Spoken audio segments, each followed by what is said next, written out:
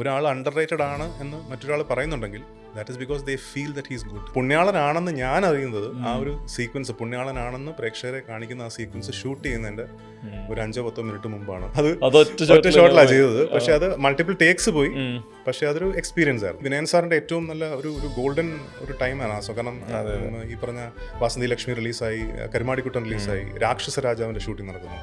അപ്പോൾ അന്ന് വിനയൻ സാർ ഇങ്ങനെ പുതിയ ആൾക്കാരെ വെച്ചൊരു സിനിമ ചെയ്യണമെന്ന് കേട്ടപ്പോൾ വലിയൊരു ഹിറ്റ് സിനിമയിൽ ചെറിയൊരു കഥാപാത്രം ചെയ്യുന്നത് might be better than doing a big character in a not so popular film. അതിൽ എനിക്ക് ഭയങ്കര പേഴ്സണൽ ഫേവറേറ്റ് ആണ് ഈ പറഞ്ഞ ലെഫ്റ്റില് CMS നമ്മൾ ഷൂട്ട് ചെയ്യുന്ന സമയത്ത് അവിടുത്തെ സ്റ്റുഡൻസ് ആയി മാറി. എൻ്റെ ഷൂട്ടിംഗ് തീർന്നപ്പോഴത്തേക്കും അവിടുന്ന് പോകുമ്പോൾ നമുക്ക് കോളേജ് വിട്ട് പോകുന്നൊരു ഫീലിംഗ് ആയിരുന്നു. നിങ്ങളുടെ ആ ജനറേഷനിലുള്ള ആക്ടേഴ്സിൽ ആർക്കും കിട്ടാത്തൊരു പൊസിഷനിങ് ആയിരുന്നു 2020 വില്ലൻ എന്നുള്ളത്. ലിജോനെ കൊണ്ട്, മേക്കറുടെ കൂടെ, VK പ്രകാശിന്റെ കൂടെ, ഈ അന്ന് സിനിമ എക്സ്പ്ലോർ ചെയ്യുന്നവരുടെ കൂടെ സ്വയം എക്സ്പ്ലോർഡ് ആവാൻ വേണ്ടി വില്ലിംഗ് ആയി കൂടുന്ന ആക്ടറായി തോന്നിയിട്ടുണ്ട്. ഏറ്റവും കൂടുതൽ കൈ കൊടുത്തിട്ടുള്ള ഒരു ആളായിരിക്കും ഞാനെന്ന് വിശ്വസിക്കുന്ന ഒരാളാണ് ഞാൻ. അമർ അക്ബർ ധോണി ഇറങ്ങിയ സമയത്ത് ഞാൻ വിചാരിച്ചു ഇനി അങ്ങോട്ട് കോമഡിയുടെ പെരളിയായിരിക്കും. എനിക്ക് ഹ്യൂമർ ചെയ്യാൻ ഭയങ്കര ഇഷ്ടമാണ്. പേഴ്സണലി എൻ്റെ അടുത്ത് ചോദിച്ചു കഴിഞ്ഞാൽ എനിക്ക് ഭയങ്കര ഇഷ്ടമാണ് അങ്ങനത്തെ കഥാപാത്രങ്ങൾ ചെയ്യാൻ. റീസെന്റ് കണ്ടതിൽ എനിക്ക് ഏറ്റവും ഇഷ്ടപ്പെട്ട സിനിമ വൺ ബാറ്റിൽ ആഫ്റ്റർ അനദർ എന്നാണ്. ലിയനാർഡോ ഡികാപ്രിയോടെയും ഷോൺ പെൻഡൻസും. ഇതിന് മുമ്പ് കണ്ടിട്ടുള്ള ഒരു കാപ്രിയോ അല്ല. കുറച്ച് ടയർഡ്, ലേസി, ആ ഒരു സാധനം പുള്ളിയുടെ ബോഡി ലാംഗ്വേജിലും ഒക്കെ ഉള്ളത് തോന്നുന്നത് ഈ ലൈഫ് എന്നുള്ളൊരു. ശരിക്കും ഒരു ഈ നമ്മൾ ഈ മറ്റു സിനിമകൾ പറയുന്ന പോലെ തന്നെ പിന്നീട് ഭയങ്കരമായിട്ട് ആളുകളോട്ട് എത്തിയ അത്രയും ഒരു stylised attempt at creating a story within Kerala. Really proud about whatever he's achieved as a person, as an actor. Yes, always with them. പാരന്റിങ്ങിന് അങ്ങനെ പ്രത്യേകിച്ചൊരു മെത്തഡോളജി ഒന്നുമില്ല. ഓരോ കുട്ടികളും ഡിഫറെൻ്റ് ആണ്. ഒറ്റക്കൊമ്പൻ എന്ന സിനിമയുടെ ഷൂട്ടിംഗ് നടക്കുകയാണ്. അതിലൊരു എക്സ്റ്റെൻസീവ് ഒരു ആക്ഷൻ സീക്വൻസ് ഉണ്ട്. എനിക്ക് തോന്നുന്നില്ല എൻ്റെ കരിയറിൽ ഞാൻ അത്രയും എൻ്റെ കരിയറിൽ അങ്ങനെ ഒരു മാസ് അവതാറിൽ വന്നിട്ടുള്ളൊരു റോള് ഇല്ല, ഇതിനു മുമ്പ് ഇല്ല. അമലിനോട് ഇനിയൊരു സിനിമ ചെയ്താൽ കൊള്ളാമെന്നുണ്ട്. ഞാൻ ഈ ഒരു ഇന്റർവ്യൂല് അമലിനോട്, അമൽ ഇത് കേൾക്കുന്നുണ്ടെങ്കിൽ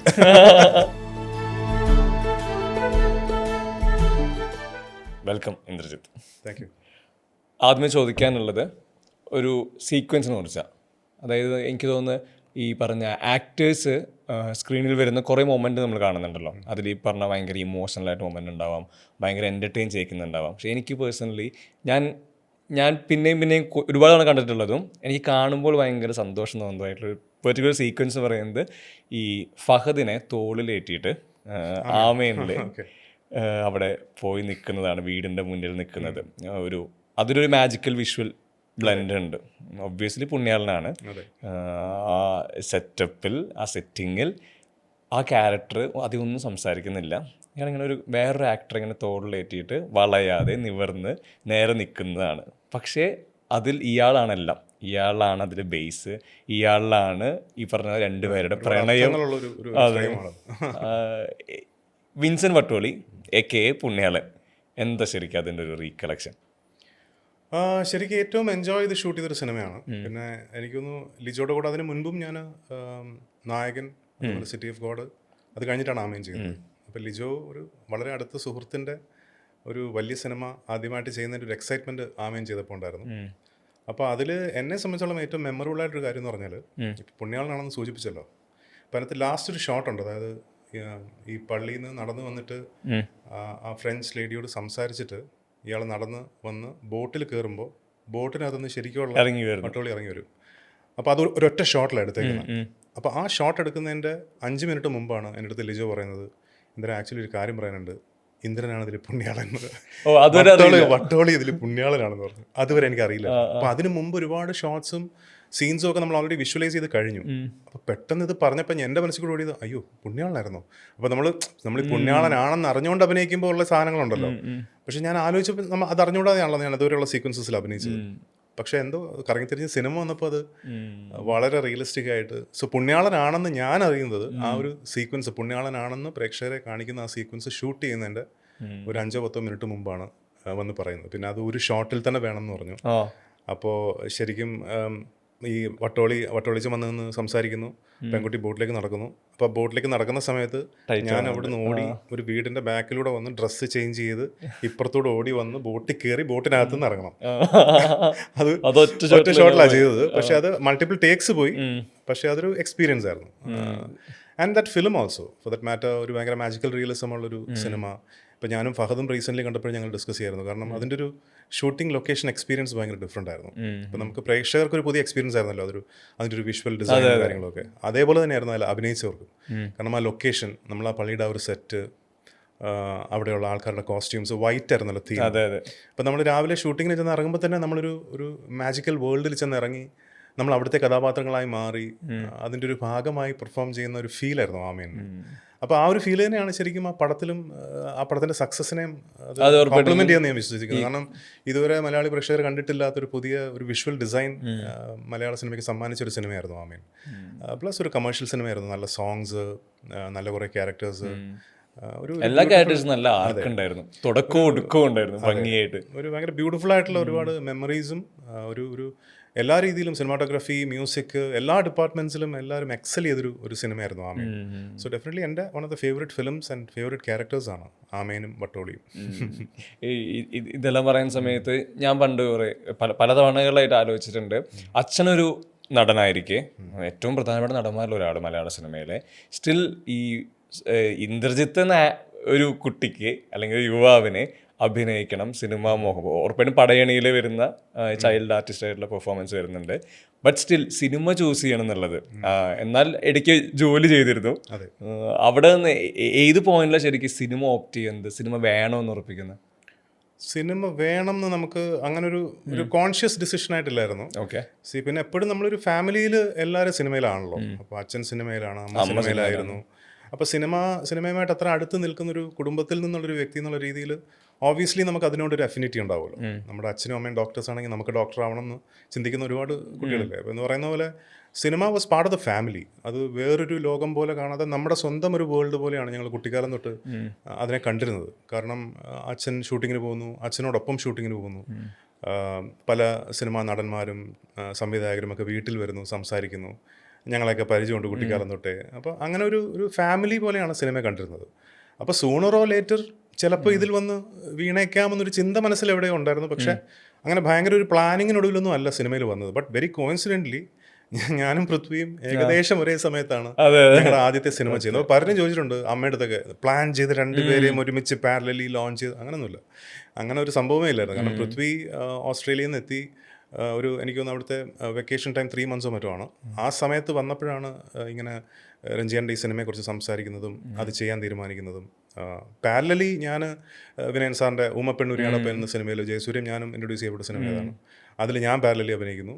ആൻഡ് 2 സിനിമയുടെയും റിലീസ് കുറച്ച് വൈകുന്നു. ഇത് രണ്ടും റിലീസാവുന്നതും ഏകദേശം ഒരേ ഒരു സമയത്താണ് റിലീസാവുന്നത്. അപ്പോൾ അത് വളരെ കോയിൻസിഡൻ്റലി സംഭവിച്ചൊരു കാര്യമാണ്. അങ്ങനെ ഭയങ്കര പ്ലാനിങ് ഒന്നും ഇല്ലായിരുന്നു. Just happens. ഈ സിനിമയിൽ അങ്ങനെ നമുക്ക് ഒന്നും തന്നെ അങ്ങനെ പ്ലാൻ ചെയ്ത് മുന്നോട്ട് പോകാൻ പറ്റത്തില്ല. കുറേയൊക്കെ നമ്മുടെ മനസ്സിൽ ആഗ്രഹങ്ങളുണ്ടാവും, ഡ്രീംസ് ഉണ്ടാവും, പക്ഷേ it has to fall at the right time at the right place, എങ്കിലേ അത് അങ്ങനെ നടക്കുകയുള്ളൂ, അല്ലേ? അതെ. ഈ ഉപപന്നൂരിയുടെ പയ്യൻ പറയുന്ന സമയത്തേക്ക് അവിടെ ഈ പറഞ്ഞൊരു നെഗറ്റീവ് ഷെയ്ഡിലാണ് ഇൻട്രൊഡ്യൂസ് ചെയ്യപ്പെടുന്നത്. എന്നാൽ അതിൽ കണ്ട നെഗറ്റീവ് ഷെയ്ഡല്ല ഇപ്പം ബാബുജിയിലോട്ട് വരുമ്പോഴത്തേക്കും എനിക്കൊന്ന് കുറച്ചുകൂടെ ഈ പറഞ്ഞ ജനകീയമാവുന്നത് ഇപ്പം ബാബുജിയിലാണ്. അതായത് ഈ പറഞ്ഞ മീശമാധവനിലൂടെയാണ് ആ ക്യാരക്ടർ കുറച്ചും കൂടെ. അല്ല, മീശമാധവന്റെ ഡിസ്കഷൻ ആക്ച്വലി ഊമപ്പെണ്ണ് മുമ്പ് തന്നെ തുടങ്ങിയിരുന്നു. കാരണം ഞാൻ പണ്ട് കോളേജ് പഠിക്കുന്ന സമയത്ത് ഒരു ഷോർട്ട് ഫിലിം ചെയ്തിട്ടുണ്ട്, ആനി എന്ന് പറഞ്ഞിട്ട്. ആ വർഷത്തെ സംസ്ഥാന അവാർഡ് കിട്ടിയ ഷോർട്ട് ഫിലിമാണ്. അപ്പോൾ ഞാനും അഭിരാമിയൊക്കെ ആയിരുന്നു അതിലെ മെയിൻ ക്യാരക്ടേഴ്സ്. വിജയ് തമ്പി സാറായിരുന്നു അത് ഡയറക്റ്റ് ചെയ്തത്. അപ്പോൾ അതിൻ്റെ ഷൂട്ടിംഗ് വാഗമൺ, പിന്നെ പീരുമേട്, തിരുവനന്തപുരത്തൊക്കെ ഷൂട്ടിംഗ് ഉണ്ടായിരുന്നു. അപ്പോൾ തിരുവനന്തപുരത്ത് ഞാൻ ഷൂട്ട് ചെയ്യുന്ന സമയത്ത് ഞങ്ങൾ ഷൂട്ട് ചെയ്യുന്ന ലൊക്കേഷനിൽ ആ ലൊക്കേഷൻ കാണാനായിട്ട്, 2ാം ഭാഗത്തിൻ്റെ ഷൂട്ടിങ്ങിന് അതിൻ്റെ ലൊക്കേഷൻ കാണാനായിട്ട് ഡയറക്ടർ ലാൽ ജോസും ടീമും അവിടെ വന്നിട്ടുണ്ടായിരുന്നു. അന്നാണ് ഞാൻ നേരിട്ട് ലാലേട്ടനെ കണ്ട് ആദ്യമായിട്ട് പരിചയപ്പെടുന്നത്. അങ്ങനെ പരിചയപ്പെട്ട് പിന്നീട് ഞങ്ങൾ തമ്മിൽ കണ്ടു, സംസാരിച്ചു. അപ്പോഴാണ് ഈ മീശമാധവൻ എന്ന സിനിമയുടെ ഒരു ഡിസ്കഷൻ നടന്നുകൊണ്ടിരുന്നൊരു കാലഘട്ടമാണ്. അപ്പോൾ പിന്നെ എനിക്ക് ഓർമ്മയുണ്ട്, എപ്പോഴും ഒരിക്കൽ ഞാൻ ചെന്നൈയിൽ പോയിട്ട് ഈ പോലീസ് കോസ്റ്റ്യൂമൊക്കെ ഇട്ടിട്ട് ഒരു ഫോട്ടോ ഷൂട്ട് ചെയ്തതൊക്കെ ഓർക്കുന്നു.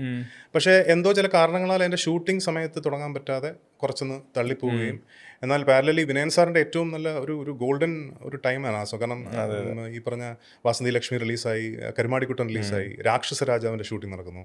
അപ്പോൾ അന്ന് വിനയൻ സാർ ഇങ്ങനെ പുതിയ ആൾക്കാരെ വെച്ചൊരു സിനിമ ചെയ്യണമെന്ന് കേട്ടപ്പോൾ അങ്ങനെയാണ് ഞാൻ അവിടെ ചെന്ന്. അപ്പോൾ ലാൽ ജോസ് എൻ്റെ അടുത്ത് പറഞ്ഞിട്ട് നമ്മുടെ സിനിമ തുടങ്ങാൻ കുറച്ച് താമസിക്കും, അപ്പോൾ നീ ഒന്ന് ചെന്ന് വേണേൽ കണ്ട് അത് ചെയ്യണമെങ്കിൽ നീ ചെയ്തോ, കാരണം നമ്മുടെ സിനിമ തുടങ്ങാൻ എന്തായാലും കുറച്ച് മാസങ്ങളോടെ കഴിയും. അങ്ങനെയാണ് ശരിക്കും രാക്ഷസരാജാവിൻ്റെ ലൊക്കേഷനിൽ പോയിട്ടാണ് ഊമപ്പെണ്ണിന് വേണ്ടിയുള്ള ഓഡിഷൻ എന്ന് പറയാൻ പറ്റത്തില്ല, അന്ന് അങ്ങനെ ഇല്ല. കുറച്ച് ഫോട്ടോസൊക്കെ എടുത്തിട്ട് നമ്മളെ കൊണ്ടുവന്ന് 2 ചെറിയ ഷോട്ടുകളൊക്കെ ഷൂട്ട് ചെയ്ത് ഓക്കെ എന്നാൽ പിന്നെ നമുക്ക് ഞങ്ങൾ വിളിക്കാമെന്ന് പറഞ്ഞിട്ട് പിന്നീടാണ് ഊമപ്പെണ്ണ് കമ്മിറ്റ് ചെയ്യുന്നത്. സോ ആദ്യം റിലീസ് ചെയ്യുന്ന സിനിമ ഊമപ്പെണ്ണാണ്, പക്ഷേ സംസാരം തുടങ്ങിയത് മീശമനാണെന്ന് പറയേണ്ടി വരും. ഈ ബാബുജി കുറച്ചുകൂടി ഒരു കമേഴ്ഷ്യൽ ഫ്ലേവേഴ്സ് ഉണ്ടല്ലോ ഈ ക്യാരക്ടറാണെങ്കിൽ കൂടി. അതെ, പിന്നെ തീർച്ചയായിട്ടും അതൊരു അത് ഇന്നും നമുക്ക് മീശമാധവൻ എന്ന സിനിമ കാണുമ്പോൾ ശരിക്കും ഭയങ്കര ഒരു കോമിക് കാരിക്കേച്ചറിഷ് സിനിമയാണ്. നമ്മൾ കുട്ടിക്കാലത്ത് നമ്മൾ വായിച്ചിട്ടുള്ള കോമിക്സിലൊക്കെ ഉള്ള കഥാപാത്രങ്ങൾ അങ്ങനെയാണ്. അതിന്റെ ഒരു മൊത്തത്തിൽ അതിന്റെ ഡിസൈനും അതിന്റെ സിനിമാറ്റോഗ്രാഫിയും ഫ്രെയിംസും ഒക്കെ ഒരു കോമിക് ബുക്ക് വായിക്കുന്ന ഫീലിംഗ് ആണ്. അതുകൊണ്ടാണ് കുട്ടികളുടെ ഇടയിൽ ആ സിനിമ അത്രയും ആ സമയത്ത് ശ്രദ്ധിക്കപ്പെട്ടത്. അപ്പൊ ഇന്ന് നമ്മൾ കണ്ടാൽ നമ്മളിങ്ങനെ ഇരുന്നാൽ കണ്ടുപോകും, കാരണം ഒരു കോമിക് വായിക്കുന്ന എൻട്രി ചെയ്യാൻ പറ്റും. അതെ. സോ പിന്നെ വിഷ്വലി ആണെങ്കിലും ഭയങ്കര ഒരു ഈ ഡ്രൈ സീസണിലാണ് ഷൂട്ട് ചെയ്തത്. അപ്പോൾ പാലക്കാട് മൊത്തം ഒരു ഗോൾഡൻ ബ്രൗൺ കളറായിരുന്നു. സോങ്സ് എല്ലാത്തിനും ഭയങ്കര ഒരു അതുവരെ കണ്ടിട്ടില്ലാത്തൊരു ബ്യൂട്ടി ഉണ്ടായിരുന്നു സിനിമയ്ക്ക്. സോ അപ്പോൾ അങ്ങനെ ഒരു സിനിമയുടെ ഭാഗമാവാൻ ഒരു ബിഗിനിങ് ഓഫ് ദ കരിയറിൽ തന്നെ പറ്റി. അത് ഇപ്പം ബാപ്പജി എന്നുള്ള ക്യാരക്ടർ ഞാൻ അങ്ങനെയൊന്നും പ്ലാൻ ചെയ്തതല്ല. എന്നോട് പറഞ്ഞു തന്നതുപോലെ ലാൽ ജോസും അതുപോലെ രഞ്ജൻ പ്രമോദും പറഞ്ഞു തന്ന പോലെയാണ് ഞാൻ ചെയ്തിരിക്കുന്നത്. But luckily it work for me. And അതാ ഞാൻ പറഞ്ഞത്, നമ്മളിപ്പോൾ ഒരു വലിയ ഒരു ഹിറ്റ് സിനിമയുടെ ഭാഗമാകുമ്പോൾ അത് ആസ് എൻ ആക്ടർ നമുക്കൂടെ ഗുണം ചെയ്യും. നമ്മളിപ്പോൾ വലിയൊരു ഹിറ്റ് സിനിമയിൽ ചെറിയൊരു കഥാപാത്രം ചെയ്യുന്നത് might be better than doing a big character in a not so popular film. So ആ രീതിയിൽ ബിഗിനിങ് ഓഫ് ദ കരിയറിൽ അങ്ങനെ ഒരു സിനിമ കിട്ടിയത് വലിയൊരു ഭാഗ്യമായിട്ട് ഞാൻ കണക്കാക്കുന്നു. ആൻഡ് പിന്നീട് അങ്ങോട്ടും ഞാൻ പല അഭിമുഖങ്ങളിലും പറഞ്ഞിട്ടുള്ളൊരു കാര്യമുണ്ട്. എന്നെ സംബന്ധിച്ചിടത്തോളം as an actor very different characters, extremely different characters back to back ചെയ്യാനായിട്ടുള്ളൊരു ഭാഗ്യം എനിക്ക് ആ സമയത്ത് കിട്ടിയിട്ടുണ്ട്. നമ്മളെല്ലാവരും സിനിമയിൽ അഭിനയിക്കുന്നുള്ള എല്ലാവരുടെയും ഉള്ളിലൊരു നടനുണ്ടല്ലോ. അപ്പോൾ you should prove your self S A good actor എന്നുള്ളൊരു ആഗ്രഹം എല്ലാ ആക്ടേഴ്സിൻ്റെ ഉള്ളിലുണ്ട്. അപ്പോൾ എന്നെ സംബന്ധിച്ചിടത്തോളം അതിന് ഹെൽപ്പ് ചെയ്തിരിക്കുന്നത് ഈ കരിയറിൻ്റെ തുടക്കം മുതൽ ഞാൻ ചെയ്തിട്ടുള്ള ബാക്ക് ടു ബാക്ക് ഡിഫറെൻറ്റ് ആയിട്ടുള്ള, ഇപ്പോൾ എക്സാമ്പിൾ പറയുകയാണെങ്കിൽ തന്നെ മീശമാധവൻ കഴിഞ്ഞ് ഇമ്മീഡിയറ്റ്ലി ചെയ്ത സിനിമയാണ് മിഡിരണ്ടിലും. അത് രണ്ടും തമ്മിൽ എക്സ്ട്രീം ഓപ്പോസിറ്റ്സ്. പിന്നെ അതുപോലെ കൊമ്പൻ കുമാരൻ എന്ന് പറഞ്ഞ കഥാപാത്രം ചെയ്ത് കഴിഞ്ഞിട്ടാണ് ഞാൻ ക്ലാസ്മേറ്റ്സ് എന്ന കഥാപാത്രം ചെയ്തത്. പയസിലോട്ട് പോകും. ഇതൊന്നും രണ്ടും നമുക്ക് കമ്പയർ ചെയ്യാൻ പറ്റാത്ത ടൈപ്പ് വേഷം. അപ്പോൾ അങ്ങനെ ചെയ്യുമ്പോഴാണല്ലോ പ്രേക്ഷകർക്ക് നമ്മളെ കൂടുതൽ ശ്രദ്ധിക്കാൻ പറ്റുന്നതും, അല്ലെങ്കിൽ നമ്മുടെ ഒരു ആക്ടിങ് എന്നുള്ള രീതിയിൽ, നമ്മുടെ ഒരു ടാലന്റ് എന്നുള്ള രീതിയിൽ അവർക്ക് നമ്മളെ ഗേജ് ചെയ്യാൻ പറ്റുന്നത് അപ്പോഴാണ്. ആ ഒരു ഭാഗ്യം എനിക്ക് ഉണ്ടായിട്ടുണ്ട്. ഈ ആക്ടർ മാനിഫെസ്റ്റേഷനിൽ എപ്പോഴും ഉണ്ടാവുമല്ലോ, ഈ പാട്ട് പാടണം, ഡാൻസ് കളിക്കണം, അഭിനയിക്കണം, ഫൈറ്റ് ചെയ്യണം. ഇതെല്ലാം ഈ കുഞ്ഞുനാൾ മുതലേ ഇപ്പോൾ അച്ഛൻ്റെ സിനിമകളൊക്കെ കാണുമ്പോഴൊക്കെ ആണെങ്കിലും അല്ലാതെ മറ്റു സിനിമകളാണെങ്കിലും ഇതിൻ്റെ ഒരു നമ്മൾ റിയൽ ലൈഫിൽ കാണുന്ന നമ്മുടെ ഫ്രെയിമിൽ ഇതില്ല. എന്നാൽ ഓൺ സ്ക്രീനിൽ നമ്മൾ ഇതെല്ലാം ലൈഫ് പരിപാടിയാണ്. ഡാൻസ്, പാട്ട്, അടി. ഇതിനെ പറ്റി ചോദിക്കാനുള്ള കാരണം കരിയറിൻ്റെ ഓരോ സ്റ്റേജ് കഴിഞ്ഞ് കരിയറിൽ മെച്ചുവേർഡ് ആയിക്കൊണ്ടിരിക്കുമ്പോഴും ഇതിലൊരു ഹൈ ഇപ്പോഴും ഇല്ലേ? ശരിക്കും ഈ പറഞ്ഞ ക്യാരക്ടേഴ്സ് ഡിമാൻഡ് ചെയ്യുന്ന സമയത്തേക്ക് ഡാൻസ് ചെയ്യുക, പാട്ട്, ഫൈറ്റ് ചെയ്യുക. ഞാൻ സ്കൂളിൽ പഠിക്കുന്ന കാലഘട്ടം തൊട്ട് സ്റ്റേജിൽ വളരെ ആക്റ്റീവായിട്ട് നിന്നിരുന്ന ഒരാളാണ്. ഞാനിപ്പം ചെറിയ തോതിൽ മിമിക്രി, മോണോ ആക്ട്, ഡ്രാമ, പാട്ട്, ഡാൻസ്, ഇതൊക്കെ സ്കൂൾ സമയം തൊട്ടേ അത്യാവശ്യം സ്റ്റേജിൽ ഈ പറഞ്ഞ എല്ലാ ആക്ടിവിറ്റീസിലും വളരെ ആക്റ്റീവായിട്ട് പാർട്ടിസിപ്പേറ്റ് ചെയ്യുന്ന ഒരാളാണ്. അപ്പോൾ അതുകൊണ്ട് തന്നെ ആ ഒരു സൈഡ് എനിക്ക് ഭയങ്കര ഇഷ്ടമാണ്. സിനിമയിൽ നമ്മൾ അഭിനയിക്കുന്നുണ്ടെങ്കിലും ഇപ്പോൾ അങ്ങനെ ഒരു സിനിമയിൽ ഒരു ഡാൻസ് കളിക്കാൻ ഒരു ചാൻസ് കിട്ടിയാൽ ഞാൻ ഡാൻസ് കളിക്കും. എനിക്ക് ഭയങ്കര ഇഷ്ടമാണ് ഡാൻസ് കളിക്കാൻ. സോ പക്ഷെ പലർക്കും ആ ഒരു ഫേസ് അധികം, ഇപ്പോൾ ഞാൻ ഡാൻസ് കളിക്കുന്നത് വളരെ ഇപ്പോൾ ഹാപ്പി ഹസ്ബൻഡ്സ് അല്ലെങ്കിൽ ബാച്ചിലർ പാർട്ടി ഇങ്ങനെയുള്ള കുറച്ച് സിനിമകളിൽ ഞാൻ ഡാൻസ് കളിച്ചിട്ടുണ്ട്. പക്ഷേ ഐ ഹവ് ഡൺ ദാറ്റ്. എനിക്ക് ഇഷ്ടമാണ്. പിന്നെ പാട്ട് ഇസ് ഓൾവേസ് ബീൻ ദെയർ. അത് കുട്ടിക്കാലം മുതൽ അത് ദൈവം സഹായിച്ച് അമ്മ വളരെ നന്നായിട്ട് പാടും. അമ്മയുടെ നിന്ന് കിട്ടിയൊരു ടാലൻ്റ് ആണെന്നാണ് ഞാൻ വിശ്വസിക്കുന്നത്. അപ്പോൾ അതാണ് ഇപ്പോൾ ഇപ്പോൾ എൻ്റെ മൂത്ത മോള് പാടും. ഇപ്പോൾ പാട്ട് ഫാമിലിയിലുണ്ട് കുറേ ജനറേഷൻസ് ആയിട്ട്. അപ്പോൾ പാട്ടും ഈ പറഞ്ഞ പോലെ വളരെ ചെറിയ കാലം തൊട്ട് പാടുമായിരുന്നു. ഇപ്പോൾ സിനിമയിൽ വന്നതിന് ശേഷം കുറേ സിനിമകളിൽ പാടി, 10-13 സിനിമകളിൽ പാടി. സോ അതൊക്കെ പാരലലി ഞാൻ പെർസ്യൂ ചെയ്യുന്ന ഓരോ കാര്യങ്ങളാണ്. ബട്ട് ഇതിലോടൊക്കെ എനിക്ക് ഈക്വൽ ഇൻട്രസ്റ്റ് ഉണ്ട്. ഇപ്പോൾ ഡാൻസ് ആണെങ്കിലും പാട്ടാണെങ്കിലും എല്ലാം ഓരോരോ കലാരൂപങ്ങളാണല്ലോ. അപ്പോൾ എനിക്ക് എല്ലാത്തിനോടും ഒരു ഇഷ്ടമുണ്ട്, അല്ലെങ്കിൽ പാഷനേറ്റായിട്ട് അതിനെ പെർസ്യൂ ചെയ്യണം എന്നൊരു ആഗ്രഹമുണ്ട്. ഫൈറ്റും ഇതിൻ്റെ കൂടെ ഫൈറ്റ്. അപ്പോൾ പ്രോബ്ലി ഇപ്പം ചെയ്തുകൊണ്ടിരിക്കുന്ന സിനിമയിലായിരിക്കും എൻ്റെ ഏറ്റവും വലിയൊരു ഫൈറ്റ് വരാൻ പോകുന്നത്. കാരണം ഒറ്റക്കൊമ്പൻ എന്ന സിനിമയുടെ ഷൂട്ടിംഗ് നടക്കുകയാണ്. അതിലൊരു എക്സ്റ്റെൻസീവ് ഒരു ആക്ഷൻ സീക്വൻസ് ഉണ്ട്. എനിക്ക് തോന്നുന്നില്ല എൻ്റെ കരിയറിൽ ഞാൻ അത്രയും എൻ്റെ കരിയറിൽ അങ്ങനെ ഒരു മാസ് അവതാറിൽ വന്നിട്ടുള്ളൊരു റോള് ഇതിനു മുമ്പ് ഇല്ലയെന്നാണ് എനിക്ക് തോന്നുന്നത്. അപ്പോൾ അതിനകത്ത് ആക്ഷനുണ്ട്, പാട്ടുണ്ട്, ഭയങ്കര ഇൻട്രസ്റ്റിംഗ് ഒരു ക്യാരക്ടറാണ്. അതിനെക്കുറിച്ച് അധികം ഞാനിപ്പോൾ പറയുന്നത് I am also really looking forward to it. നമ്മളിതിൽ എക്സൈറ്റഡ് ആണല്ലോ അതെ കാണാനായിട്ട്. വലിയ സിനിമയാണ്. ഒരു വർഷമായിട്ട് ഷൂട്ടിംഗ് നടക്കുന്നുണ്ട്. അപ്പോൾ എനിക്ക് തോന്നുന്നു next year probably March or ഏപ്രിലോ മറ്റോ ആയിരിക്കും release. So I M looking forward to it. ഈ സിനിമകൾ പല രീതിയിൽ മാറിക്കൊണ്ടിരിക്കുന്നുണ്ട്. പല ടൈം ലൈനിൽ സിനിമയുടെ സ്റ്റൈല് ഫ്ലേവറൊക്കെ മാറുന്നു. ഓഡിയൻസ് അനുസരിച്ച് അവരുടെ ലിറ്ററസി മാറുന്നു. അവർ സിനിമയെ കാണുന്ന രീതി, ഇത് മറ്റൊരാളത് കമ്മ്യൂണിക്കേറ്റ് ചെയ്യുന്ന രീതി, ഇതെല്ലാം മാറുന്നുണ്ട്. അവരുടെ അപ്ഡേഷൻ എല്ലാം സിനിമകളോട് തന്നെ മാറിക്കൊണ്ടിരിക്കുന്നുണ്ട്. ബീങ് ആക്ടേഴ്സ് ഈ ഇൻഡസ്ട്രിയിൽ സർവൈവ് ചെയ്യുന്നു. നിങ്ങളും ഇപ്പോൾ തുടങ്ങിയ കാലത്തുള്ള പോലെയുള്ള സിനിമ അപ്രോച്ച് ചെയ്യുന്നത്, അല്ലെങ്കിൽ സിനിമയുടെ പാർട്ടാവുന്നത്, ഇതിലും എല്ലാത്തിലും മാറ്റങ്ങൾ വരുന്നുണ്ട്. സർവൈവൽ എന്നുള്ളത് ഈ ഇൻഡസ്ട്രിയുടെ പാർട്ടായി നിൽക്കുമ്പോൾ അത് ഭയങ്കര ഇമ്പോർട്ടൻ്റ് ആണ്. അതിനെടുക്കുന്ന എഫേർട്ടുകൾ, അതിലൊരു ഈസിനെസ് ഉണ്ടോ, അതോ അത് സ്റ്റിൽ ഫസ്റ്റ് പടം കഴിഞ്ഞിരിക്കുന്ന അതേ ഇന്ദ്രിയത്തിൻ്റെ അതേ മൈൻഡ് സെറ്റിൽ അതേ എഫേർട്ടിൽ തന്നെയാണോ സ്റ്റിൽ ഇപ്പോഴും ഈ പറഞ്ഞ സർവൈവൽ പാർട്ടിൽ നിൽക്കുന്നത്? ഞാൻ എൻ്റെ എല്ലാ സിനിമകളെയും ഒരേ മൈൻഡ് സെറ്റോടുകൂടി തന്നെയാണ് അന്നും ഇന്നും അപ്രോച്ച് ചെയ്തിട്ടുള്ളത്. ഞാൻ ആസ് എൻ ആക്ടർ ഞാൻ ചിലപ്പോൾ വളർന്നിട്ടുണ്ടാകും, പക്ഷേ ഇന്നും ഞാനവിടെ ക്യാമറയുടെ മുമ്പിൽ പോയി ആദ്യത്തെ ദിവസം നിൽക്കുമ്പോൾ ഇന്നും എനിക്കൊരു ടെൻഷനുണ്ട്. ആ ഒരു ടെൻഷനായിരിക്കും ഒരു പക്ഷെ നമ്മളെ ഒരു ബെറ്റർ ആക്ടർ ആവാൻ പുഷ് ചെയ്യുന്നതെന്ന് ഞാൻ വിശ്വസിക്കുന്ന ഒരാളാണ്.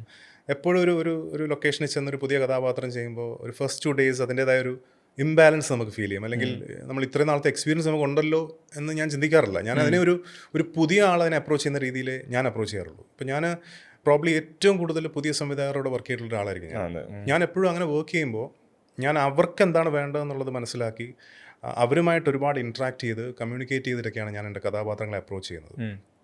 അപ്പോൾ അത് അങ്ങനെ ചെയ്യുമ്പോൾ നമുക്ക് ഇപ്പോൾ നമ്മുടെ ഒരു ഐഡിയോളജിയേക്കാൾ മുകളിൽ അവരുടെയും കൂടെ ഒരു സാധനം ഇംബൈബ് ചെയ്തൊരു പെർഫോമൻസ് നമുക്ക് കൊടുക്കാൻ പറ്റും. ചിലപ്പോൾ നമ്മളറിയാതെ നമ്മളെ റീഡിസ്കവർ ചെയ്യാൻ നമുക്ക് സാധിക്കും അങ്ങനെ നമ്മൾ ചെയ്യുമ്പോൾ. So I M always directors writers actor.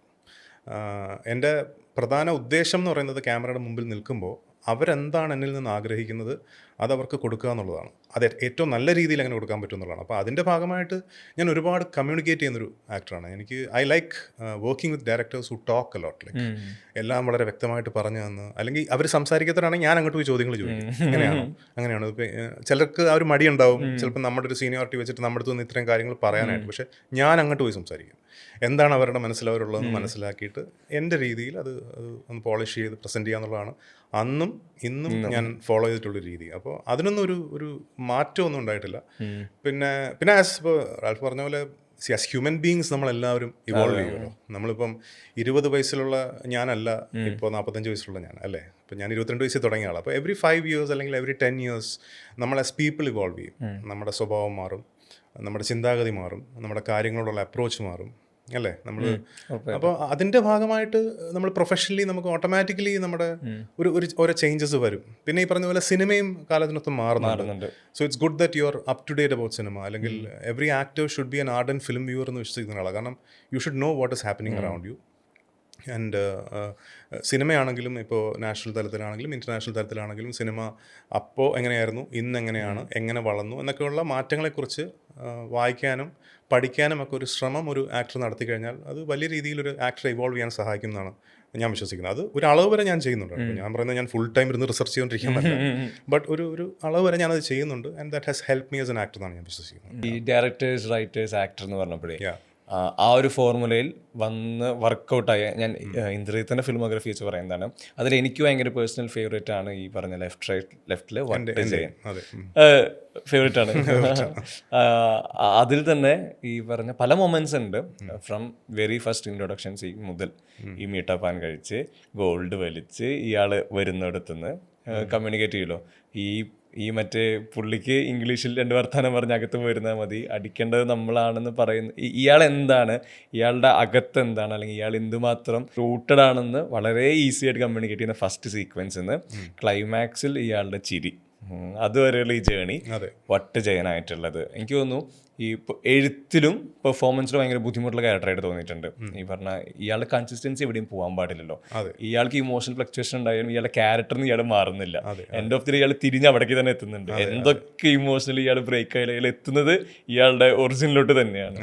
വട്ട് ചെയ്യാനായിട്ട് പെർഫോം ചെയ്യുന്നത് വൺസ് ഇത് കഴിഞ്ഞ് ചിലപ്പോൾ ഒരു 1, 2, 3 വർഷം കഴിഞ്ഞിട്ട് വട്ട് ചെയ്യാൻ റീകളക്ട് ചെയ്യുമ്പോഴോ സ്ക്രീനിൽ കാണുമ്പോഴോ എന്താ ശരിക്കും ഞാനെപ്പോഴും ഒരു സിനിമ ചെയ്ത് കഴിഞ്ഞാൽ പിന്നെ ഞാൻ അതിനെക്കുറിച്ച് ഒരുപാട് ചിന്തിക്കാറില്ല. ചെയ്യുന്ന സമയത്തായി put in that effort. Like എനിക്ക് ചെയ്യാൻ പറ്റുന്നതിൻ്റെ മാക്സിമം ഞാൻ ചെയ്യും. പക്ഷേ അത് ചെയ്ത് കഴിഞ്ഞാൽ ആ സിനിമ പ്രേക്ഷകരിലോട്ട് എത്തിക്കഴിഞ്ഞാൽ പിന്നെ നമ്മുടെ കയ്യിലല്ല ഒരു cinema. Cinema is always their property, അല്ലെങ്കിൽ ഫോർ ദം ടു സീ. അപ്പോൾ പിന്നെ അതിനെക്കുറിച്ച് നമ്മൾ ഒരുപാട് വിശകലനം ചെയ്യുകയോ അല്ലെങ്കിൽ ചിന്തിക്കുകയോ, അല്ലെങ്കിൽ ഒരു സിനിമ ഇപ്പോൾ സിനിമ ഒരു ഭയങ്കര നന്നായി അതിനെക്കുറിച്ച് ഓർത്ത് അമിതമായി സന്തോഷിക്കുക, അല്ലെങ്കിൽ ഒരു സിനിമ മോശമായി കഴിഞ്ഞാൽ അതിനെക്കുറിച്ച് ഓർത്ത് അമിതമായി വിഷമിക്കുക, അങ്ങനെയുള്ളൊരു അധികം ഇമോഷൻസിലൂടെ ഞാൻ അങ്ങനെ പോകാറില്ല. ഞാൻ എപ്പോഴും I maintain that neutral balance. അപ്പം ഈ ലെഫ്റ്റ് റൈറ്റ് ലെഫ്റ്റിൻ്റെ കാര്യം പറയുകയാണെങ്കിൽ ഈ വട്ടുജയൻ എന്ന് പറയുന്നത് ഒരുപാട് ഇൻറ്റേർണൽ കോൺഫ്ലിക്ട്സിലൂടെ കടന്നു വന്നൊരു കഥാപാത്രമാണ്. അതായത് അയാളുടെ പാസ്റ്റ് ഭയങ്കര ഡിഫറെൻ്റ് ആണ്, അയാളുടെ ചൈൽഡ്ഹുഡ് ഭയങ്കര ഡിഫറെൻ്റ് ആണ്. പിന്നെ അയാളുടെ അമ്മയായിട്ടുള്ളൊരു ഇക്വേഷനാണ്. അമ്മ എന്ന് പറയുന്നത് ഭയങ്കര ജീവനാണ്. പിന്നെ അയാൾക്കൊരു സിസ്റ്റർ ഉണ്ടായിരുന്നു, പക്ഷേ സിസ്റ്റർ കുട്ടിക്കാലത്ത് പോയി. അപ്പോൾ ആ ഒരു സിസ്റ്ററിനെ എവിടെയോ അയാൾ throughout his life he's been searching for a woman like that who can replace his sister, അല്ലെങ്കിൽ whom he can see as a sister. അവിടെയാണ് ലെന എന്ന് പറഞ്ഞ കഥാപാത്രം വരുന്നതും. സോ ഒരുപാട് ഇൻറ്റേർണൽ കോൺഫ്ലിക്ട്സ് ഉള്ള ഒരാളാണ് ഈ വട്ടുജയൻ.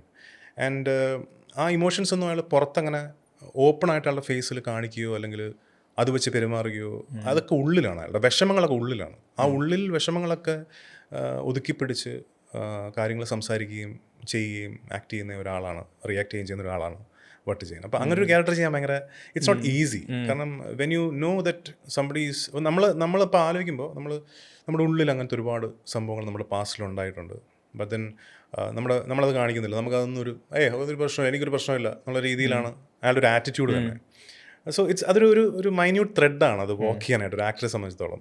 സോ അത് ഇപ്പോൾ പറഞ്ഞ പോലെ ഈ മുരളി ഗോപിയുടെ ഒരു എഴുത്ത്, മുരളി ഞാനും ഞങ്ങൾ രണ്ടുപേരും സിനിമയിൽ വരുന്നതിന് മുൻപ് തൊട്ട് ഞങ്ങൾ തമ്മിൽ പരിചയമുണ്ട്. ഞങ്ങൾ പണ്ട് ഞാൻ സ്കൂളിലും കോളേജ് പഠിക്കുന്ന സമയത്ത് മുരളി ആ സമയത്ത് ജേർണലിസ്റ്റാണ്. ഞങ്ങൾ ഒരുമിച്ച് ട്രിവാൻഡ്രത്ത് കറങ്ങാൻ പോവുക, അല്ലെങ്കിൽ മ്യൂസിയത്തിൽ നടക്കാൻ പോവുക, അല്ലെങ്കിൽ സൗത്ത് പാർക്കിൽ കോഫി ഷോപ്പിൽ പോവുക, ഇങ്ങനെയൊക്കെ ഒരുപാട് ആ സമയത്ത് സിനിമകളെക്കുറിച്ചും സിനിമ ഡ്രീംസിനെ കുറിച്ചും ഒക്കെ ഞാൻ ഒരുപാട് ഡിസ്കസ് ചെയ്തിട്ടൊരു വ്യക്തിയാണ് ഞാൻ മുരളി. അപ്പോൾ ആ ഒരു ബന്ധം മുരളിയായിട്ടുണ്ട്. അപ്പോൾ അതുകൊണ്ട് തന്നെ മുരളി കമ്മ്യൂണിക്കേറ്റ്സ് അലോട്ട്. എൻ്റെ അടുത്തുനിന്ന് മാത്രമല്ല എല്ലാവരോടും. ഇപ്പോൾ ഒരു പൃഥ്വി മുരളിയും കൂടെ വർക്ക് ചെയ്യുമ്പോഴും ഹി കമ്മ്യൂണിക്കേറ്റ്സ് അലോട്ട് ജനറലി. അപ്പോൾ ആ കഥാപാത്രം എന്താണെന്നുള്ളത് വളരെ ക്ലിയർ ആയിട്ട് എനിക്ക് അത് ഒറ്റയടിക്കല്ല പറഞ്ഞു തരുന്നത്. വട്ടുജയൻ ഇങ്ങനെയാണ് അങ്ങനെയല്ല, ഒരു ഓരോന്നായിട്ട് ഇങ്ങനെ ഇടയ്ക്കിടയ്ക്ക് ഇങ്ങനെ ഫീഡ് ചെയ്യും. ഇങ്ങനെയാണ് കേട്ടോ ഇന്ദ്ര, ഇങ്ങനെ ഉണ്ട്, ആ സാധനം ഇങ്ങനെയാണ്, പാസ്റ്റിൽ അതുണ്ട്. അപ്പോൾ ഇങ്ങനെ ഇടയ്ക്കിടയ്ക്ക് അപ്പോൾ നമ്മൾ ആ സാധനം ഇങ്ങനെ ചിന്തിച്ച് ബൈ ദ ടൈം ഷൂട്ടിംഗ് തുടങ്ങുന്ന സമയമാകുമ്പോഴത്തേക്കും എവിടെയോ ആ ക്യാരക്ടർ നമ്മുടെ ഉള്ളിലേക്ക് അങ്ങ് കയറിയിട്ടുണ്ട്. പിന്നെ ഞാനും ഒരു ഗ്രാസ്പറാണ്. എനിക്കിഷ്ടമാണ്, ഞാൻ ഇങ്ങനെ ചോദിച്ച് തന്നെ മനസ്സിലാക്കും. അപ്പോൾ എനിക്കിങ്ങനെ പറഞ്ഞു തരുമ്പോൾ ഓട്ടോമാറ്റിക്കലി അത് എവിടെയോ എൻ്റെ ഉള്ളിലോട്ട് ആ ഒരു കഥാപാത്രം വന്ന് ചേർന്നതിൻ്റെ ഒരു ഫലമാണ് ഈ വട്ടുജയൻ എന്ന് പറയുന്ന ക്യാരക്ടർ. ഡെഫിനറ്റ്ലി എൻ്റെ കരിയറിലെ വൺ ഓഫ് ദ ബെസ്റ്റ് ക്യാരക്ടേഴ്സായിട്ട് ഞാൻ കണക്കാക്കുന്ന ഒരു ക്യാരക്ടറും ഒരു സിനിമയാണ്. ആൻഡ് എക്സ്ട്രീംലി ഇൻറ്റൻസ് ആയിട്ടുള്ളൊരു ക്യാരക്ടറാണ്. So I am happy that I could work in a film like that. ഈ റിയൽ ലൈഫിൽ വളരെ സ്പോണ്ടേനിയസ് ആയിട്ട് മനുഷ്യർക്ക് കരച്ചിൽ വരുമല്ലോ, പക്ഷെ സ്ക്രീൻ ടൈമിൽ കരയാന്നുള്ളത്, അതിൽ ഈ ഇമ്പാക്റ്റ് മിസ്സാവാതിരിക്കുക എന്നുള്ളതും വലിയ റെസ്പോൺസിബിലിറ്റി തോന്നിയിട്ടുണ്ട് ആക്ടേഴ്സിൻ്റെ. വട്ടുജയൻ പറഞ്ഞതുകൊണ്ട് ആ വാഷ്റൂമിലിരുന്ന് കരയുന്ന സീക്വൻസ്, അത് എനിക്ക് തോന്നുന്നു അത് ലൗഡാണ്, സൗണ്ട് വൈസ് അല്ല, എക്സ്പ്രസീവ് ആയിട്ടുള്ള രീതിയിൽ ഭയങ്കര ലൗഡാണ് അയാളുടെ ക്യാരക്ടർ. കാരണം അയാൾ ഒരിക്കലും കരയാത്ത ഒരാളാണ്. അപ്പോൾ ഇടയ്ക്കിടയ്ക്ക് ഇമോഷണൽ ആവുന്ന ഒരാളാണെങ്കിൽ അത്രയും കരയേണ്ട ആവശ്യമില്ല. പക്ഷേ അയാൾ ഒരിക്കലും കരയാത്ത ആളാണ്. അയാൾ ഫുൾ ടൈം ടഫാണ്. അയാൾ അവിടെ നിന്ന് ഇറങ്ങുമ്പോൾ തന്നെ അമ്മ കിടന്ന് എന്ത് ഇവിടെ നിൽക്കുന്നതെന്നാണ് ചോദിക്കുന്നത്. അവിടെ പോലും അയാൾ അമ്മയുടെ പോലും വിഷമം കാണിക്കുന്നില്ല. അപ്പോൾ അങ്ങനെയുള്ളവർ വെൻ ദേ ബ്രേക്ക് ഡൗൺ, ഞാൻ മനസ്സിലാക്കിയിട്ടുള്ളത് they break down like completely. They would be in their own space. അവരുടെ സ്വന്തമായ ഒരു സ്പേസിൽ ഒരു സ്ഥലത്തിരുന്ന് അവർ പൊട്ടിക്കരയുമ്പോൾ അത് ഭയങ്കര എക്സ്ട്രീം ഒരു കരച്ചിലായിരിക്കും. കാരണം അത് കഴിഞ്ഞാൽ വീണ്ടും അവർ കട്ട് ഓഫ് ആണ്. അതിൽ നിന്ന് പുറത്തിറങ്ങുമ്പോൾ ബാക്ക് ടു അതിൽ തന്നെയുണ്ട്. ഇപ്പോൾ നമ്മൾ ബാത്റൂമിൽ നിന്ന് ഈ കരഞ്ഞിട്ട് ഇറങ്ങി വരുമ്പോൾ എന്താടാ ഉള്ളിൽ ഇത്ര നേരം, നിങ്ങൾ എന്ത് ഇവിടെ ചോദിക്കുന്നുണ്ട്. അപ്പം അത്രേ ഉള്ളൂ അൾട്ടി ഇമോഷൻ അവിടെ കട്ടായി. അപ്പോൾ സോ അതിനൊരു എക്സ്ട്രീം ഒരു കരച്ചിൽ എന്നുള്ളൊരു സാധനമാണ് ഞാൻ കണ്ടിരുന്നത്. പിന്നെ അതിനെ കുറിച്ച് വേറെ കുറെ മീംസും കാര്യങ്ങളും ഞാൻ കണ്ടിരുന്നു. ഓരോ സിറ്റുവേഷൻസ്. അതെ, ഓരോരോ സിറ്റുവേഷൻസ്. വട്ടുജയന്റെ മൊമെന്റ്സ് ആലോചിച്ച് നമുക്ക് കുറെ പറയാണ്ട്. ഇപ്പൊ പറഞ്ഞിട്ട് കരച്ചില്, രമ്യയെ എയർപോർട്ടിൽ വെച്ച് ഫൈനൽ കാണുന്നത്, ഈവൻ മറ്റേ പാർട്ടി ഓഫീസിൽ നിന്ന് ഇറങ്ങി വരുമ്പോഴുള്ള. പിന്നെ അതിനകത്ത് ഈ അമ്മ എൻ്റെ അടുത്ത് പടിയുടെ താഴെ നിന്നിട്ട് സദാം ഹുസൈൻ്റെ ഒരു കാര്യം പറയുന്നുണ്ട്. അപ്പൊ അത് കഴിഞ്ഞിട്ട് വേറൊരു സീക്വൻസ് ഉണ്ട്. ബാറിൽ ഞാനിങ്ങനെ പോയിട്ട് ഈ വട്ടുജയൻ ഇങ്ങനെ ഡ്രിങ്ക്സ് അടിച്ചോണ്ടിരിക്കുന്ന സമയത്ത് ഇങ്ങനെ ആലോചിച്ചോണ്ടിരിക്കും കുറച്ച് സദ്ദാം ഹുസൈൻ. അപ്പോൾ അയാൾ ആലോചിച്ചോണ്ടിരിക്കുന്ന അമ്മയെക്കുറിച്ച്, അമ്മ പറഞ്ഞ കാര്യത്തെക്കുറിച്ച്. അതായത് സദ്ദാം ഹുസൈൻ്റെ ലൈഫും ഇയാളുടെ ലൈഫുമായിട്ട് എന്തോ ഒരു ഇയാൾ ചിന്തിക്കുന്ന അങ്ങനെയാണ്, ഇയാൾ മരിച്ചാൽ എന്ത് എന്നുള്ളൊരു സാധനം. അതൊക്കെ ഭയങ്കര ചെറിയ ചെറിയ ന്യൂആൻസസ് ആണ്. പക്ഷെ ആസ് എൻ ആക്ടർ അത് എനിക്ക് ഭയങ്കര കണക്ട് ചെയ്ത ഇതാണ്. അതെനിക്ക് തോന്നുന്നു വട്ടുജയനായിട്ട് ഈ പെർഫോം ചെയ്യുന്ന സമയത്തും ഇതൊക്കെയാണ് ശരിക്കും ഹൈ എന്ന് പറയുന്നത്. അതെ, ഈ ഓൺ സ്ക്രീനിൽ ഇത് ആര് കണ്ടുപിടിക്കാൻ ഇല്ല എന്നുള്ളതല്ല, നിങ്ങൾക്ക് പെർഫോം ചെയ്യാൻ വേണ്ടി അതൊരു ചലഞ്ചായിട്ട് പേപ്പറിലുണ്ടല്ലോ. അതാണ് ഭയങ്കര ഡീപ്പായിരുന്നു ആ ക്യാരക്ടർ, ഭയങ്കര ലെയേർഡാണ്. അപ്പോൾ അങ്ങനെയുള്ള characters will always make will look good on screen and feel good on screen. അത് ഒരു റൈറ്റിങ്ങിൻ്റെ ഒരു മാജിക്കാണ്. അതിപ്പോൾ നമ്മൾ നമ്മുടെ ചരിത്രം എടുത്ത് നോക്കിയാലും ഗംഭീര റൈറ്റേഴ്സിൻ്റെ കൂടെ യുനോ അങ്ങനെയുള്ളവരുടെ സിനിമകൾ, പത്മരാജൻ സാറാണെങ്കിലും ഭരതൻ സാറാണെങ്കിലും അവരുടെയൊക്കെ സിനിമകളിൽ ഇന്നും നമ്മൾ അന്ന് കമേഴ്ഷ്യലി വിജയിക്കാത്ത സിനിമകൾ പോലും ഇന്ന് നമ്മൾ വീണ്ടും വീണ്ടും വീണ്ടും റീവിസിറ്റ് ചെയ്യുന്നില്ലേ, അത് എഴുത്തിൻ്റെ ഒരു സ്ട്രെങ്ത് ആണ്. അപ്പോൾ അത് അങ്ങനെയുള്ള നല്ല എഴുത്തുകാരോടൊപ്പം വർക്ക് ചെയ്യാനൊരു ഭാഗ്യം എനിക്കുണ്ടായിട്ടുണ്ട്. So I consider myself lucky on that regard. ഈ മലയാള സിനിമയുടെ ഒരു പോസ്റ്റ് 2000 ജേണി എടുത്തു കഴിഞ്ഞാൽ അതിൽ വളരെ ഐക്കോണിക്കായ സിനിമകളിലൊന്നാണ് ക്ലാസ്മേറ്റ്സ്. ഈ പറഞ്ഞ പോലെ അങ്ങനെ സിനിമ അതിന് ശേഷം പിന്നീട് ഈ പറഞ്ഞ ഫുൾ പാക്കേജിൽ ഈ ക്യാമ്പസ്, മറ്റ് ഇമോഷൻസ്, വളരെ കോറായി നിൽക്കുന്ന സുഹൃത്ത് ബന്ധം, ഈ ലെയേഴ്സ് ടച്ച് ചെയ്യുന്ന എല്ലാ ലെയറും ടച്ച് ചെയ്യുന്ന സിനിമകളും അധികം കണ്ടിട്ടില്ല. ഇത്ര തന്നെ സക്സസ് ആയ സിനിമകളും വന്നിട്ടില്ല. എനിക്ക് തോന്നുന്നു ക്ലാസ്മേറ്റ്സിൽ വരുമ്പോഴും നിങ്ങളുടെ ഒരു കംഫർട്ട് സോൺ അവിടെയുണ്ട്. നേരത്തെ നാരായൺ പറഞ്ഞിരുന്നു, ഞാനായിരുന്നു കൂട്ടത്തിൽ ഔട്ട്സൈഡർ, പിന്നെയാണ് ജെല്ലാവുന്നത്. ഈ പറഞ്ഞ ശരിക്കും അങ്ങനെയുള്ള ഒരു ബോണ്ടിങ്, ഒരു ഫ്രണ്ട്ഷിപ്പ് അത് ഈ ഓൺ സ്ക്രീനിൽ വർക്കൗട്ട് ചെയ്യുമ്പോൾ നിങ്ങൾ പെർഫോം ചെയ്യുന്ന സമയത്തേക്ക് അതിലൊരു ഈ പറഞ്ഞ ഒരു ക്രാക്ക് ചെയ്ത് നോക്കി, ഇതാണ് നമുക്ക് വേണ്ടത്, ഇതാണ് എത്തിക്കേണ്ടത്. എപ്പോഴും ഒന്നാമത് ആ സമയത്ത് ഞങ്ങളൊക്കെ യങ് ആണ്. ഐ മീൻ ഞങ്ങളെല്ലാവരും ഒരു എനിക്ക് 25 26 വയസ്സ് ആ പ്രായമാണ് നമുക്ക് എല്ലാവർക്കും. അപ്പോൾ അങ്ങനെ ഒരു ഏജുള്ള ഒരേ സമപ്രായക്കാരായിട്ടുള്ള ഒരു 4-5 പേര് ഒരുമിച്ച് ഒരു സിനിമയിൽ അഭിനയിക്കുമ്പോൾ ഒരു ഭയങ്കര എനർജി ഉണ്ടാവും ആ ലൊക്കേഷനിൽ. അത് ഭയങ്കരമായിട്ടുണ്ടായിരുന്നൊരു സിനിമയാണ് ക്ലാസ്മേറ്റ്സ്. കാരണം നമ്മൾ ഒരുപാട് ഉറക്കക്കുറവും നമ്മൾ ഡേ ആൻഡ് നൈറ്റ് ഷിഫ്റ്റ്സും അങ്ങനെയൊക്കെ ഒരുപാട് ദിവസങ്ങൾ മൾട്ടിപ്പിൾ ഡേയ്സ് ഷൂട്ട് ചെയ്തതാണ്. പക്ഷേ ആ ഒരു ഗ്യാങ് ഉള്ളതുകൊണ്ട് തന്നെ അതൊന്നും അറിഞ്ഞില്ല. നമ്മൾ അങ്ങോട്ടും ഇങ്ങോട്ടും കോംപ്ലിമെന്റ് ചെയ്ത് അക്നോളജ് ചെയ്ത് use to push each other. ഒരാൾക്ക് ഉറക്കം വരുമ്പോൾ ചിലപ്പോൾ അയാൾ കിടന്നുറങ്ങും, റെഡി ആകുമ്പോൾ ഇയാളെ പോയി വിളിക്കും. അപ്പോൾ അങ്ങനത്തെ ഒരു ഭയങ്കര ഒരു ഫൺ. ശരിക്കും ഞങ്ങൾ ആ ക്യാമ്പസിലെ സ്റ്റുഡൻസ് പോലെ ആയി അവസാനം ശരിക്കും പറഞ്ഞാൽ. CMS നമ്മൾ ഷൂട്ട് ചെയ്യുന്ന സമയത്ത് അവിടുത്തെ സ്റ്റുഡൻസ് ആയി മാറി. എൻ്റെ ഷൂട്ടിംഗ് തീർന്നപ്പോഴത്തേക്കും അവിടുന്ന് പോകുമ്പോൾ നമുക്ക് കോളേജ് വിട്ട് പോകുന്നൊരു ഫീലിംഗ് ആയിരുന്നു, നമ്മൾ പഠിച്ച കോളേജ് വിട്ട് പോകുന്നൊരു ഫീലിംഗ് ആയിരുന്നു. അപ്പോൾ അത് ഭയങ്കര ഒരു എനർജിയാണ്. ഞങ്ങളെല്ലാവരും ഏകദേശം ഒരേ സമയത്ത് വന്ന ആക്ടേഴ്സാണ്. പിന്നെ Narain of course he came in and then he also bonded together. And മറക്കാൻ പറ്റാത്ത ഒരു 2 മാസമാണ് ശരിക്കും ക്ലാസ്മേറ്റ്സിൻ്റെ ഷൂട്ടിംഗ് എന്ന് പറയുന്നത്. ആ സിനിമയിൽ കാണുന്ന എല്ലാ രസങ്ങളും ലൊക്കേഷനിലും ഉണ്ടായിരുന്ന ഒരു സിനിമയാണ് ക്ലാസ്മേറ്റ്സ്. ആൻഡ് ഈ പറഞ്ഞതുപോലെ ഭയങ്കര നൊസ്റ്റാൾജിയ ഉണർത്തുന്നൊരു സിനിമയായിരുന്നു. അതിനുശേഷം ഒരുപാട് പേര് ഈ കോളേജ് ആലുമിനി മീറ്റ്സും ഗെറ്റ് ടുഗെദേഴ്സും ഒക്കെ ഓർഗനൈസ് ചെയ്യുന്നതായിട്ട് ഞാൻ പത്രങ്ങളിൽ ഭയങ്കര ഒരു ട്രെൻഡായി മാറി. അത് ഭയങ്കര ഒരു നല്ലതല്ല. അങ്ങനത്തെ ഒരു സിനിമ ആ രീതിയിൽ സമൂഹത്തെ ഇൻഫ്ലുവൻസ് ചെയ്യുക, ഒരു പോസിറ്റീവ് രീതിയിൽ ഇൻഫ്ലുവൻസ് ചെയ്യുക എന്ന് പറയുന്നത് അത് വലിയൊരു സംഭവമാണ്. അത് വല്ലപ്പോഴും സംഭവിക്കുന്നൊരു കാര്യമാണ്. സോ അതാ ഞാൻ പറഞ്ഞത്, അങ്ങനെയുള്ള ഒരുപാട് മെമ്മറബിൾ മീശമാൻ്റെ കാര്യം നമ്മൾ സംസാരിച്ചു, ക്ലാസ്മേറ്റ്സിൻ്റെ കാര്യം നമ്മൾ സംസാരിക്കുന്നു, ഇപ്പോൾ ലൂസിഫർ. അപ്പോൾ ഇങ്ങനെയുള്ള ഒരുപാട് പല പല കാലഘട്ടങ്ങളിലുള്ള വലിയ കമേഴ്ഷ്യൽ ഹിറ്റുകളുടെ ബെഞ്ച് മാർക്കുകളുടെ ഭാഗമാവാൻ ആസ് എൻ ആക്ടർ എനിക്ക് സാധിച്ചിട്ടുണ്ട്. അത് I am grateful for that. ഞാൻ എപ്പോഴും ആലോചിക്കുന്നൊരു കാര്യമാണ്. Ever since I started my career, അങ്ങനെയുള്ള ഓരോരോ കാലഘട്ടത്തിൽ വന്നിട്ടുള്ള വമ്പൻ ഹിറ്റ് സിനിമകളുടെ ഒരു ഭാഗമാവാൻ എനിക്ക് സാധിച്ചിട്ടുണ്ട് ആസ് എൻ ആക്ടർ. വളരെ ശ്രദ്ധിക്കപ്പെട്ട കഥാപാത്രങ്ങൾ അതിൽ ചെയ്യാൻ പറ്റിയിട്ടുണ്ട്. സോ അത് എൻ്റെ ഒരു മുതൽക്കൂട്ടായിട്ട് ഞാൻ കണക്കാക്കുന്നു. And I'm thankful for that to everyone I worked with and to God also. ഈ വമ്മ ഹിറ്റുകൾ പറയുമ്പോൾ എനിക്ക് തോന്നുന്നു നിങ്ങളുടെ ആ ജനറേഷനിലുള്ള ആക്ടേഴ്സിൽ ആർക്കും കിട്ടാത്തൊരു പൊസിഷനിങ് ആയിരുന്നു 2020 വില്ലൻ എന്നുള്ളത്. അത് ഈ പറഞ്ഞ എല്ലാവരും ഓപ്പോസിറ്റ്, ഇപ്പുറം സൈഡില് പരിപാടി ഡീൽ ചെയ്യണം. അതൊരു ഭയങ്കര മൊമെന്റ് ആയിരുന്നു. അത് ഡെഫിനറ്റ്ലി 2020 എന്ന് പറയുന്നത് എല്ലാവരും ഉണ്ടായിരുന്നൊരു സിനിമയാണല്ലോ. അപ്പോൾ അതിനകത്തൊരു മെയിൻ വില്ലൻ എന്ന് പറയുന്നൊരു ഒരു കഥാപാത്രം നമ്മളെ ഏൽപ്പിക്കുമ്പോൾ, പ്രത്യേകിച്ച് ജോർജ് സാറ് സംവിധാനം ചെയ്യുന്നു, ഇത്ര ലാലേട്ടൻ മമ്മൂട്ടി ഉൾപ്പെടെയുള്ള മലയാള സിനിമയിലെ എല്ലാവരും അഭിനയിക്കുന്ന ഒരു സിനിമയിൽ ഒരു ഓപ്പോസിറ്റ് സൈഡിലുള്ള ഒരു വില്ലൻ എന്ന് പറയുമ്പോൾ അത് ഞാനൊരു ഭയങ്കര ഒരു ഇതല്ലേ, അതൊരു ഭാഗ്യമല്ലേ അങ്ങനത്തെ ഒരു കഥാപാത്രം ചെയ്യാൻ പറ്റുമെന്ന് പറഞ്ഞാൽ. സോ അതിനെ ഞാൻ അങ്ങനെ കാണുന്നുള്ളൂ. So opportunities are always come my way. So I M thankful for that. അത്ര എനിക്ക് പറയാനുള്ളൂ. ഈ സിനിമകൾ കാണുന്ന പ്രേക്ഷകരെ ആക്ടേഴ്സിനെ ഓർത്തിരിക്കുന്നതിൽ ഇവർ സ്ക്രീൻ ടൈമിൽ എൻ്റർടൈൻമെൻറ്റോട് ഭയങ്കര വാല്യൂ ആണല്ലോ. അതിൽ തന്നെ ഹ്യൂമർ കൈകാര്യം ചെയ്യുക എന്നുള്ളത് എനിക്ക് തോന്നിയിട്ടുണ്ട്. ഹ്യൂമർ കൈകാര്യം ചെയ്യുമ്പോഴും ഇപ്പോൾ റിപ്പീറ്റ് ആയി കഴിഞ്ഞാൽ ഒരു ബ്രേക്ക് വന്നാൽ അവിടെ തീർന്നു, കാരണം ആ ട്രെൻഡ് അവിടെ എൻഡാവും. എന്നാൽ റിപ്പീറ്റ് ആവാതെ പല ക്യാരക്ടേഴ്സിൽ പലതരത്തിൽ എൻ്റർടൈൻമെൻറ്റ് ആളുകൾ പ്രൊവൈഡ് ചെയ്യാന്നുള്ളത് ഈ പറഞ്ഞ ഹ്യൂമർ യൂസ് ചെയ്തുകൊണ്ട് അതിൽ ഈ പറഞ്ഞ ഇന്ദ്രയുടെ ക്യാരക്ടേഴ്സിൽ അത് വളരെ സക്സസ്ഫുൾ ആയിട്ട് തോന്നിയിട്ടുണ്ട്. നമ്മളിപ്പോൾ ഹാപ്പി ഹസ്ബൻഡ്സ് എടുത്താലും ചോട്ടാ മുംബൈ എടുത്താലും പയസിന് എടുത്താലും ഒക്കെ ഈ ഓരോ ക്യാരക്ടേഴ്സിന് ഡിമാൻഡ് ചെയ്യുന്ന തരത്തിലുള്ള ഹ്യൂമറാണ് ഡെലിവറി ചെയ്ത് കണ്ടിട്ടുള്ളത്. എനിക്കതിൽ ചോദിക്കാനുള്ളത് ചോട്ടാ മുംബൈ ആണ്. Complete entertainment package. അതെ, ഈ പറഞ്ഞ റീ റിലീസിൽ അത് ഉണ്ടാക്കിയ ട്രെൻഡ് നമ്മൾ കണ്ടതാണ്. ചോട്ടാ മുംബൈ അതിൽ പെർഫോം ചെയ്യുന്ന സമയം ഞാൻ ആ റിസൾട്ട് വേണ്ടി ചോദിക്കുന്നില്ല, ഇത്രയും ആക്ടേഴ്സ് ഒരുമിച്ചുണ്ട്. എനിക്കൊന്നും മലയാളി പ്രേക്ഷകർക്ക് മിക്ക സീനുകളും കാണാപ്പാടമാണ്, ഡയലോഗുകൾ കാണാപ്പാടമാണ്. നിങ്ങൾ ഓൺ ലൊക്കേഷനിൽ ഇത് ഓരോ സീക്വൻസിനും കിട്ടുന്ന ബ്രീഫ്, ശേഷം ഇത് ഈ പറഞ്ഞ ഞാൻ ആക്ട് ചെയ്ത് പെർഫോം ചെയ്ത് ഈ പറഞ്ഞ ആക്ഷൻ കട്ടിനിടയിൽ ഇതിനൊരു റിസൾട്ട് ഉണ്ടാക്കിയെടുക്കുന്നത്, അത് എന്തുമാത്രം എന്റർടൈനിങ് ആയിരുന്നു നിങ്ങൾക്ക് അവിടെ ലൊക്കേഷൻ? അതാ ഞാൻ പറഞ്ഞ ഈ അങ്ങനെയുള്ള സിനിമ ഉണ്ടല്ലോ, അതായത് ഗ്രൂപ്പായിട്ട് വരുന്ന സിനിമകളിൽ എപ്പോഴും പ്രത്യേകിച്ച് ഹ്യൂമർ സിനിമകളിൽ ഒരുപാട് ഇംപ്രൊവൈസേഷൻ ഓൺ ദ സ്പോട്ട് നടക്കാറുണ്ട്. പ്രത്യേകിച്ച് ലാലേട്ടനെ പോലെ ഒരാളുള്ളപ്പോൾ ലാലേട്ടൻ അത്രയും ഹ്യൂമറസ് സിനിമകൾ ചെയ്തിട്ടുണ്ട്. പിന്നെ എല്ലാവരും ഹ്യൂമറിൽ ഭയങ്കര ടൈമിംഗ് ഉള്ള, ഇപ്പം ബിജുക്കുട്ടൻ ഉണ്ടായിരുന്നു, സിദ്ദിഖേട്ടൻ ഉണ്ടായിരുന്നു, പിന്നെ ഞാൻ, മണിക്കുട്ടൻ. അപ്പോൾ നമ്മളൊരു സീൻ ചെയ്യുമ്പോൾ നമുക്ക് ആ സ്ക്രിപ്റ്റ് നോക്കിയിട്ട് ആ സ്ക്രിപ്റ്റിലുള്ളതുപോലെ അങ്ങനെ ചെയ്യുന്നതിനേക്കാൾ നമ്മൾ ചിലപ്പോൾ വായിക്കുമ്പോൾ ഒരു കാര്യം ചെയ്യാം, ഞാൻ ഇങ്ങനെ പറയാം, അപ്പോൾ ഇങ്ങനെ ചെയ്തോ, അല്ലെങ്കിൽ ഞാൻ ഇങ്ങനെ തൊടുമ്പോൾ അങ്ങോട്ട് ഓടിക്കും. ഇങ്ങനെയുള്ള ഒരുപാട് ഡിസ്കഷൻസ് അങ്ങനെയുള്ള സീക്വൻസസിന് ഉണ്ടാവാറുണ്ട്. അതിപ്പം ചോട്ടാ മുംബൈ അല്ലെങ്കിൽ ഇപ്പം അമർ അക്ബർ അന്തോണി ഇതിലൊക്കെ ഇങ്ങനെ ഗ്രൂപ്പായിട്ട് അഭിനയിക്കുമ്പോൾ പലപ്പോഴും നമുക്ക് ഒരിക്കലും നമ്മൾ ചിലപ്പം വായിക്കുമ്പോൾ നമുക്ക് ഒരിക്കലും കിട്ടാത്ത സാധനം അവിടെ ചെന്ന് സ്പോട്ടിൽ നിന്ന് നമ്മളൊരു റിഹേഴ്സൽ നോക്കുമ്പോഴായിരിക്കും ചിലപ്പോൾ നമുക്ക് പെട്ടെന്നൊരു സാധനം വരുന്നത്.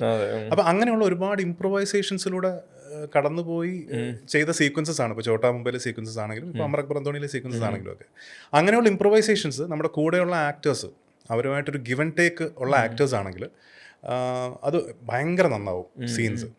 നമുക്ക് ചിലപ്പം വായിക്കുമ്പോൾ ഇതിലൊന്നും ഇല്ലല്ലോ എന്ന് തോന്നുന്ന സീനുകൾ പോലും ചിലപ്പം നമ്മൾ സ്പോട്ടിൽ നിന്ന് ഇങ്ങനെ ഇംപ്രൂവൈസ് ചെയ്ത് പെർഫോം ചെയ്യുമ്പോൾ എന്തെങ്കിലുമൊക്കെ ആയിത്തീരും ആ സീൻ. സോ അങ്ങനെയുള്ള ഒരു എനർജി ഉള്ളൊരു സിനിമയായിരുന്നു ചോട്ടാ മുംബൈ എന്ന സിനിമ. അതിനകത്ത് മിക്ക സീക്വൻസസ് അതിൽ മറ്റേ കോടതി കൊണ്ടുവരുന്ന നേരം ജീപ്പിൽ നിന്ന് ഇറങ്ങി, അതെ എനിക്ക് തോന്നുന്നു അതില് കുറച്ചുകൂടെ സീരിയസ് ആയിട്ടുള്ള വേഷം എന്റെ വേഷം. അതെ അതെ, ഭയങ്കര ഇച്ചിരി ട്രോമകളൊക്കെ ആയിട്ട് നടക്കുന്ന ഒരാള്, അത്യാവശ്യം ട്രോമയുള്ള ഒരു ക്യാരക്ടർ എന്റെയാണ്. ബട്ട് സ്റ്റിൽ അതിനകത്തുള്ള ഒരു ഗ്യാങ് എനർജി ഉണ്ട് അതിനകത്ത്. അപ്പോൾ അത് ആ എനർജി ആ സിനിമയിൽ ആദ്യം മുതൽ അവസാനം വരെ കാണാൻ പറ്റും. അത് അമർ അക്ബറിലാണെങ്കിലും അതെ. നമ്മൾ ഒരുമിച്ച് 3 പേരും കൂടെ ഫസ്റ്റ് ലാസ്റ്റ് ഉള്ള സിനിമയാണ്. അതിനകത്ത് എല്ലാ സീൻസിലും ഞങ്ങൾ ഒരുമിച്ചുള്ള സീനിലൊക്കെ ഇപ്പം ഞാൻ മിനിഞ്ഞാന്ന് ആക്ച്വലി വേറെ എന്തോ ഇടാൻ വേണ്ടി കണ്ടപ്പോഴത്തേക്ക് ഇതിന്റെ കുറച്ച് ക്ലിപ്സ് ഇങ്ങനെ യൂട്യൂബിൽ കണ്ടപ്പോൾ ഞാൻ വെറുതെ ഇപ്പൊ കണ്ടപ്പോഴും ഞാൻ അഭിനയിച്ചൊരു സിനിമയാണെങ്കിലും ഇങ്ങനെ കണ്ടങ്ങിരുന്നു കുറേ ചിരിക്കാനുണ്ട് കുറേ അതിനകത്ത്. ഇപ്പൊ പൃഥ്വിയുടെ ക്യാരക്ടർ ആണെങ്കിലും ജയസൂര്യയുടെ ക്യാരക്ടർ ആണെങ്കിലും ഒക്കെ പിന്നെ ഒരുമിച്ചുള്ള സീൻസ് ഒക്കെ കാണുമ്പോൾ ഒരു അന്നത്തെ ആ ഒരു ഇതുണ്ടല്ലോ, നമ്മൾ ഷൂട്ട് ചെയ്ത സമയമൊക്കെ ഓർത്തെടുക്കാൻ ഭയങ്കര നൈസ്. അമറിലാണെങ്കിലും ചിലത് ചിലപ്പോൾ ചില സിനിമകളിലല്ലെങ്കിൽ ഒരു തരത്തിലും കണ്ടിരിക്കാൻ പറ്റാത്തോ അല്ലെങ്കിൽ ഇത് ഇങ്ങനെ കാര്യം റിയൽ ലൈഫിൽ ചെയ്യുമോ എന്ന് തോന്നുന്ന പല കാര്യങ്ങളും അമറിൽ ഭയങ്കര ബ്ലെൻഡ് ഭയങ്കര വർക്കായിരുന്നു. തിയേറ്ററിൽ നെഞ്ചിൽ കൈ വെച്ച് വീഴാൻ പോകുന്ന അടക്കമുള്ള സീക്വൻസുകളിലെ നമ്മൾ ഡെയിലി ലൈഫിൽ കാണുന്നതല്ല, സ്ലാബ് സ്റ്റിക് എന്ന് പറയുന്നില്ല. അതാ ഞാൻ പറഞ്ഞത്, ഹ്യൂമർ ഇപ്പം റാൽഫ് പറഞ്ഞൊരു വലിയ പോയിന്റാണ്. കാരണം നമ്മളിപ്പോൾ ഹ്യൂമർ ചെയ്യുന്നുണ്ടെങ്കിലും എൻഡ് ഓഫ് ദ ഡേ നമ്മൾ ഏത് കഥാപാത്രമാണെന്നുള്ളത് നമ്മുടെ മനസ്സിൽ നിന്ന് അത് നമ്മുടെ മനസ്സിൽ എപ്പോഴും വേണം. നമ്മൾ ഹാപ്പി ഹസ്ബൻഡ്സിലെ ഹ്യൂമർ അല്ല അമർ അക്ബർ അന്തോണിയിലെ ഹ്യൂമർ. കാരണം ഹാപ്പി ഹസ്ബൻഡ്സിലെ രാഹുൽ അല്ല ഇതിലെ അന്തോണി. അയാൾ വളർന്നു വന്നിരിക്കുന്ന രീതിയും ഇയാൾ വളർന്നു വന്നിരിക്കുന്ന രീതിയും ഇവരുടെ രണ്ടുപേരുടെയും ബാക്ക്ഗ്രൗണ്ടും ഫാമിലിയും ചൈൽഡ്ഹുഡും ഒക്കെ ഡിഫറെന്റ് ആണ്. അത് നമ്മൾ സിനിമയിൽ പറയുന്നില്ല, പക്ഷെ നമ്മൾ അങ്ങനത്തെ ഒരു കഥ നമ്മുടെ ഉള്ളിൽ ഉണ്ടാക്കണം, എന്നാലേ നമുക്കത് ചെയ്യാൻ പറ്റുള്ളൂ. ഇപ്പൊ രാഹുലിന്റെ കഥ പറയുമ്പോൾ ഇയാള് നല്ല റിച്ച് ആയിട്ടുള്ള ഇടയ്ക്കിടയ്ക്ക് ട്രാവൽ ചെയ്യുന്നു, ഫുൾ ഫണ്ണിന് വേണ്ടി ട്രാവൽ ചെയ്യുന്നു, കല്യാണം കഴിച്ചിട്ടുണ്ട്, പക്ഷെ ഭയങ്കര ഒരു കാസ്നോവ അതിൻ്റെ ഒരാളാണ് എന്നുള്ളൊരു ബ്രീഫ് വരുമ്പോൾ അയാൾ ഓബ്വിയസ്ലി അയാൾ വരുന്നൊരു ബാക്ക്ഗ്രൗണ്ട് അങ്ങനത്തെ ഒരു ബാക്ക്ഗ്രൗണ്ട് നിന്നാണ്. അന്തോണി എന്ന് പറഞ്ഞാൽ അങ്ങനെയല്ല, നമുക്കറിയാം മട്ടാഞ്ചേരിയിലുള്ള അവിടുത്തെ നിൽക്കുന്ന കുറച്ച് ഭയങ്കര സ്റ്റൈലിഷ് ആയിട്ട് പുറത്ത് കാണിക്കുന്ന എന്നാൽ അങ്ങനത്തെ ഒരാളാണെന്നുള്ളൊരു. അപ്പോൾ അതിൽ രണ്ടും ഹ്യൂമർ വ്യത്യാസമുണ്ടല്ലോ. ഇവരുടെ രണ്ടുപേരുടെയും ഹ്യൂമറിൻ്റെ ഔട്ട്ലുക്കും അല്ലെങ്കിൽ അവർ സംസാരിക്കുന്ന രീതി, അവർ പെരുമാറുന്ന രീതിയിലൊക്കെ ഓരോ വ്യത്യാസങ്ങളുണ്ടോ. അത് മനസ്സിൽ കണ്ടിട്ടാണ് ഓരോ കഥാപാത്രത്തെ അപ്രോച്ച് ചെയ്യുന്നത്. So every character is different. So അതുകൊണ്ട് തന്നെ every humour will be different. അപ്പോൾ ചിലപ്പോൾ ഇപ്പോൾ ചില പോലീസ് വേഷങ്ങളൊക്കെ ചെയ്യുമ്പോൾ ആൾ ചേട്ടാ മറ്റേ പടത്തിൽ ചെയ്ത, ഞാൻ പറഞ്ഞു ആ പടം ആ ക്യാരക്ടർ അല്ലേ, ഇതാ ക്യാരക്ടർ അല്ലല്ലോ. ഇപ്പൊ ഞാൻ ചെയ്തുകൊണ്ടിരിക്കുന്ന ധീരം എന്ന് പറഞ്ഞ സിനിമ, ഇതിനകത്ത് ഇപ്പോൾ ACP ആയിട്ടാണ് വരിക്കുന്നത്. ACP സ്റ്റാലിൻ ജോസഫ് കോഴിക്കോട് സിറ്റിയിലെ ഒരു അത്യാവശ്യം നല്ലൊരു ഫാമിലിയിൽ നിന്ന് വരുന്ന ഒരു വെൽ എഡ്യൂക്കേറ്റഡ് ആയിട്ടുള്ള ഒരു പോലീസ് ഓഫീസറാണ്. അപ്പോൾ നമുക്ക് അതൊരിക്കലും നമുക്കൊരു വട്ടുചേനായിട്ട് കമ്പയർ ചെയ്യാൻ പറ്റത്തില്ല. വട്ടുചേൻ്റെ ബാക്ക് ഡ്രോപ്പേ എൻറ്റയർലി ഡിഫറെൻ്റ് ആണ്. അപ്പോൾ so end of the day, it is about that story which falls behind that timeline of the cinema. അപ്പോൾ നമ്മുടെ സിനിമ നടക്കുന്നത് ഇപ്പോഴാണെങ്കിൽ അതെ, ആ സിനിമ തുടങ്ങുന്നതിന് മുമ്പ് എന്തായിരുന്നു എന്നുള്ളതിൻ്റെ ഒരു കഥ നമ്മുടെ ഉള്ളിൽ എപ്പോഴും അത് ശരിക്കും ഒരു നിർബന്ധം തന്നെയാണ്. നമ്മളൊരു സ്റ്റോറി ഉണ്ടാക്കുക. നമ്മളിപ്പോൾ നമുക്ക് കഥ കേൾക്കുമ്പോൾ ഇപ്പോൾ അതിൻ്റെ ഡീറ്റെയിലിംഗ് ഒന്നും വേണ്ട, പക്ഷെ നമ്മളൊരു കഥ കേൾക്കുമ്പോൾ നമുക്കൊരു ധാരണ ഉണ്ടാവുമല്ലോ, ഓ ഇയാൾ ഇങ്ങനെയൊക്കെയാണ്, അപ്പോൾ ഇയാൾ മുന്നേ ഇങ്ങനെയൊക്കെ ആയിരുന്നു, അല്ലെങ്കിൽ ഇയാളുടെ കുട്ടിക്കാലം ഇങ്ങനെ ആയിരുന്നായിരിക്കും എന്നൊരു കഥ നമ്മൾ മനസ്സിലുണ്ടായി കഴിഞ്ഞാൽ നമ്മൾ പിന്നെ പെർഫോം ചെയ്യുമ്പോൾ അത് ഓട്ടോമാറ്റിക്കലി അത് നമ്മുടെ ഉള്ളിൽ കിടന്നോളും. ഞാനെപ്പോഴും അങ്ങനെ ചെയ്യുന്നത്. അതെ. ഈ പോലീസ് ക്യാരക്ടേഴ്സ് വേണ്ടി പറഞ്ഞപ്പോൾ നേരെ കണക്ട് ചെയ്ത് പോലീസിലോട്ടാണ്. ഈ പറഞ്ഞ പോലെ എനിക്ക് തോന്നിയിട്ടുള്ളത് ഈ പറഞ്ഞ കരിയറിന്റെ തുടക്കത്തിൽ തന്നെ ഈ മലയാള സിനിമയുടെ തന്നെ ഒരു നവതരംഗ മുന്നേറ്റം എന്നൊക്കെ പറയുന്ന പോലെ സിനിമകൾ മാറുമ്പോഴും സ്റ്റൈല് മാറുമ്പോഴും വിഷ്വൽ ലാംഗ്വേജും മാറുമ്പോഴൊക്കെ അതിൻ്റെ ഭാഗമായിട്ട് ഇപ്പോൾ ലിജോനെ പോലൊരു മേക്കറുടെ കൂടെ, VK പ്രകാശിൻ്റെ കൂടെ, ഈ അന്ന് സിനിമ എക്സ്പ്ലോർ ചെയ്യുന്നവരുടെ കൂടെ സ്വയം എക്സ്പ്ലോർഡ് ആവാൻ വേണ്ടി വില്ലിംഗ് ആയി കൂടുന്ന ആക്ടറായി തോന്നിയിട്ടുണ്ട്. ഈ ആ കോൾ എടുക്കുന്നതിൽ റിസ്ക് ഫാക്ടർ ഉണ്ടല്ലോ.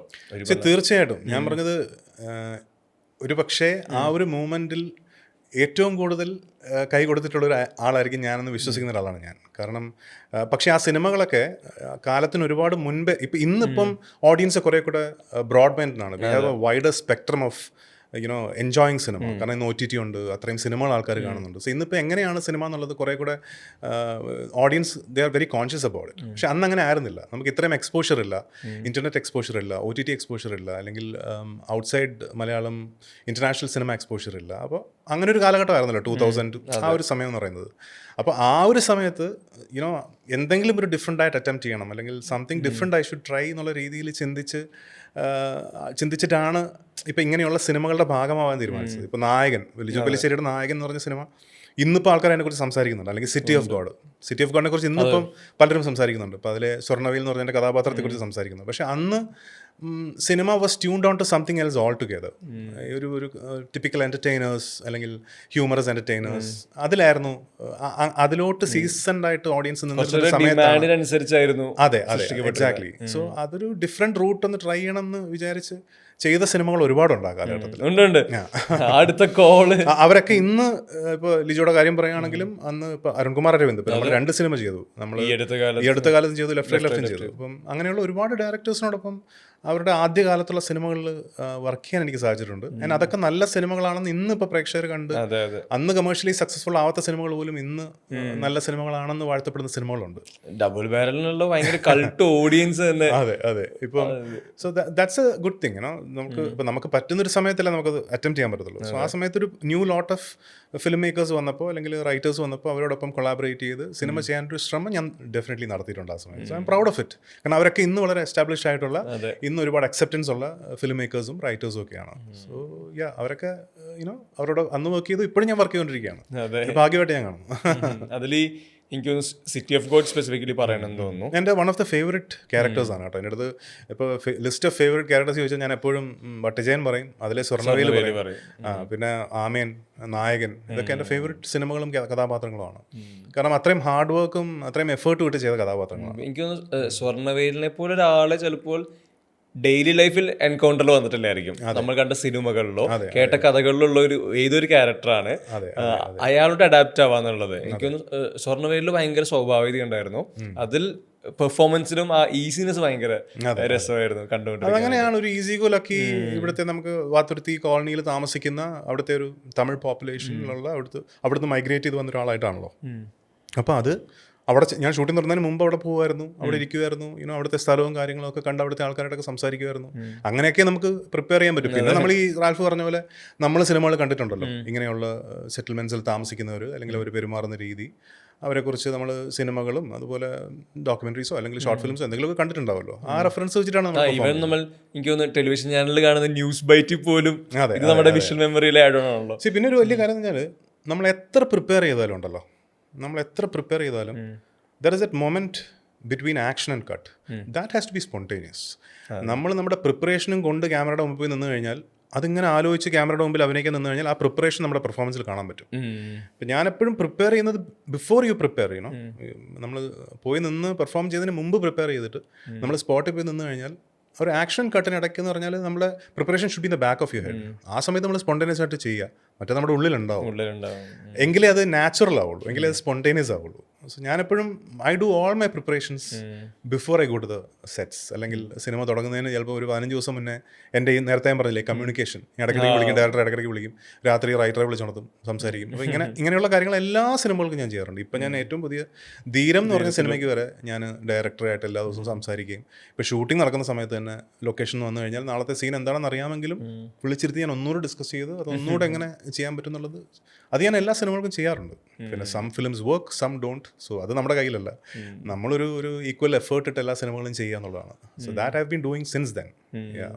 ഈ ധീരത്തിന്റെ കാര്യത്തിൽ എനിക്ക് തോന്നുന്നു ഞാൻ ധീരത്തെ കുറിച്ച് കേട്ട ബ്രീഫിലെല്ലാം ടു വയലന്റ് ആണ്, ഈ സിനിമയുടെ സ്വഭാവത്തിൽ മലയാളത്തിൽ അത്ര കണ്ട് യൂസ് ചെയ്യാത്ത വിഷ്വൽ ഡിസൈൻ കൊണ്ടുപോകാൻ സിനിമയാണെന്നെല്ലാം കേട്ടിരുന്നു. എന്താണ് റിലീസിന് മുന്നേ ഇപ്പോഴത്തെ സിറ്റുവേഷനിൽ ധീരത്തെ പറ്റി പറയാനുള്ളത്?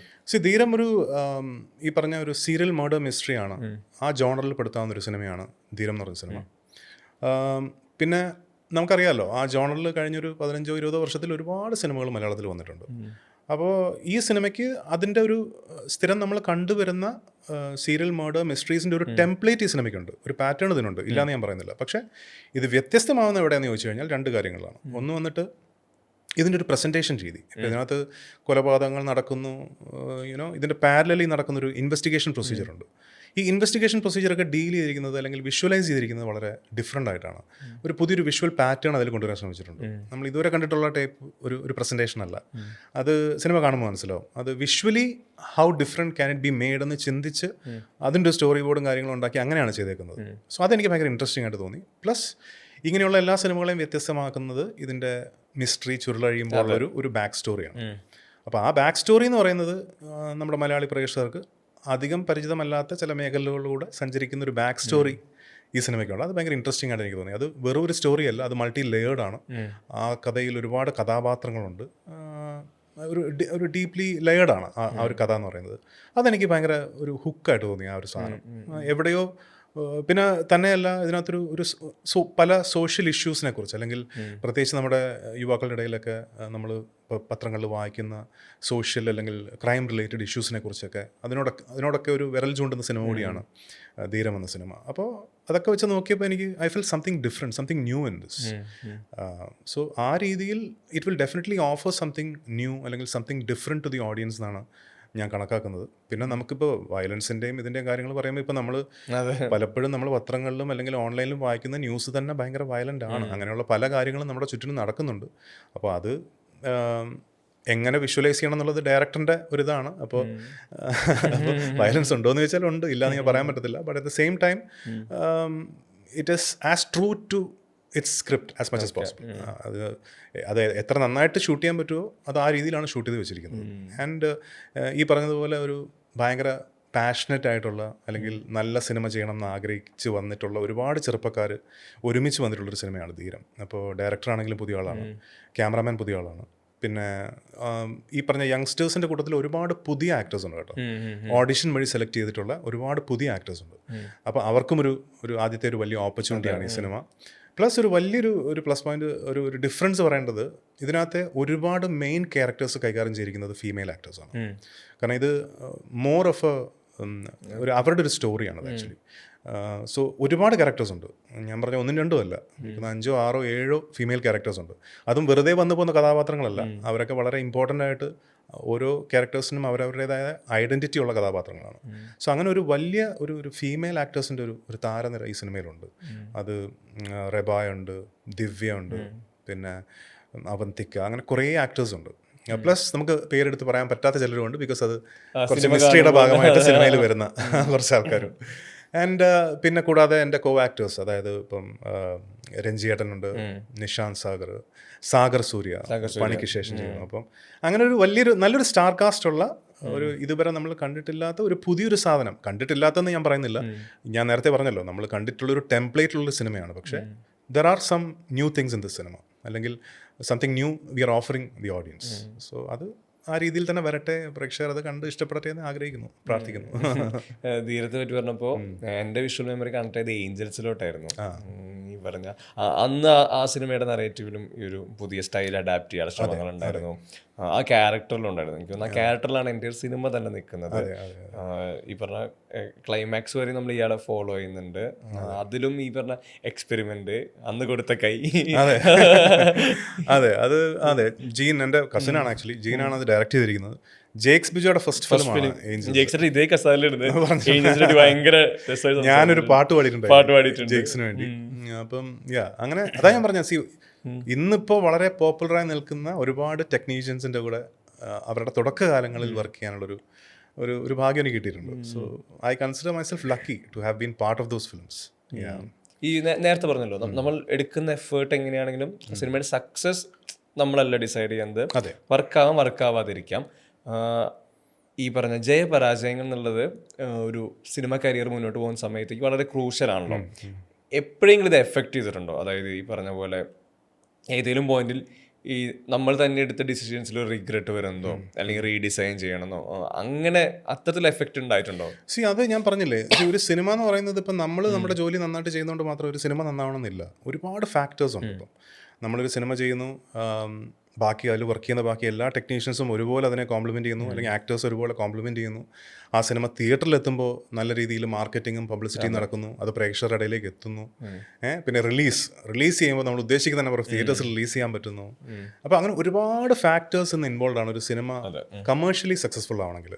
അപ്പോൾ എൻ്റെ പല സിനിമകളും ഈ പറഞ്ഞ ചില പോയിന്റുകളിൽ, ചില സിനിമകൾ മോശമായിട്ടുണ്ടില്ല എന്ന് ഞാൻ പറയുന്നില്ല, ബട്ട് ചില സിനിമകൾക്ക് ഈ പറഞ്ഞ മറ്റൊരു സൈഡ്, അതായത് നല്ല ഒരു റീച്ച്, ഒരു വിസിബിലിറ്റി ഉണ്ടാക്കാൻ സാധിച്ചിരുന്നെങ്കിൽ ഇതിലും ശ്രദ്ധിക്കപ്പെടാവുന്ന സിനിമകളായിരുന്നു എന്ന് ഞാൻ ചിന്തിക്കുന്ന ചില സിനിമകളും ഉണ്ട്.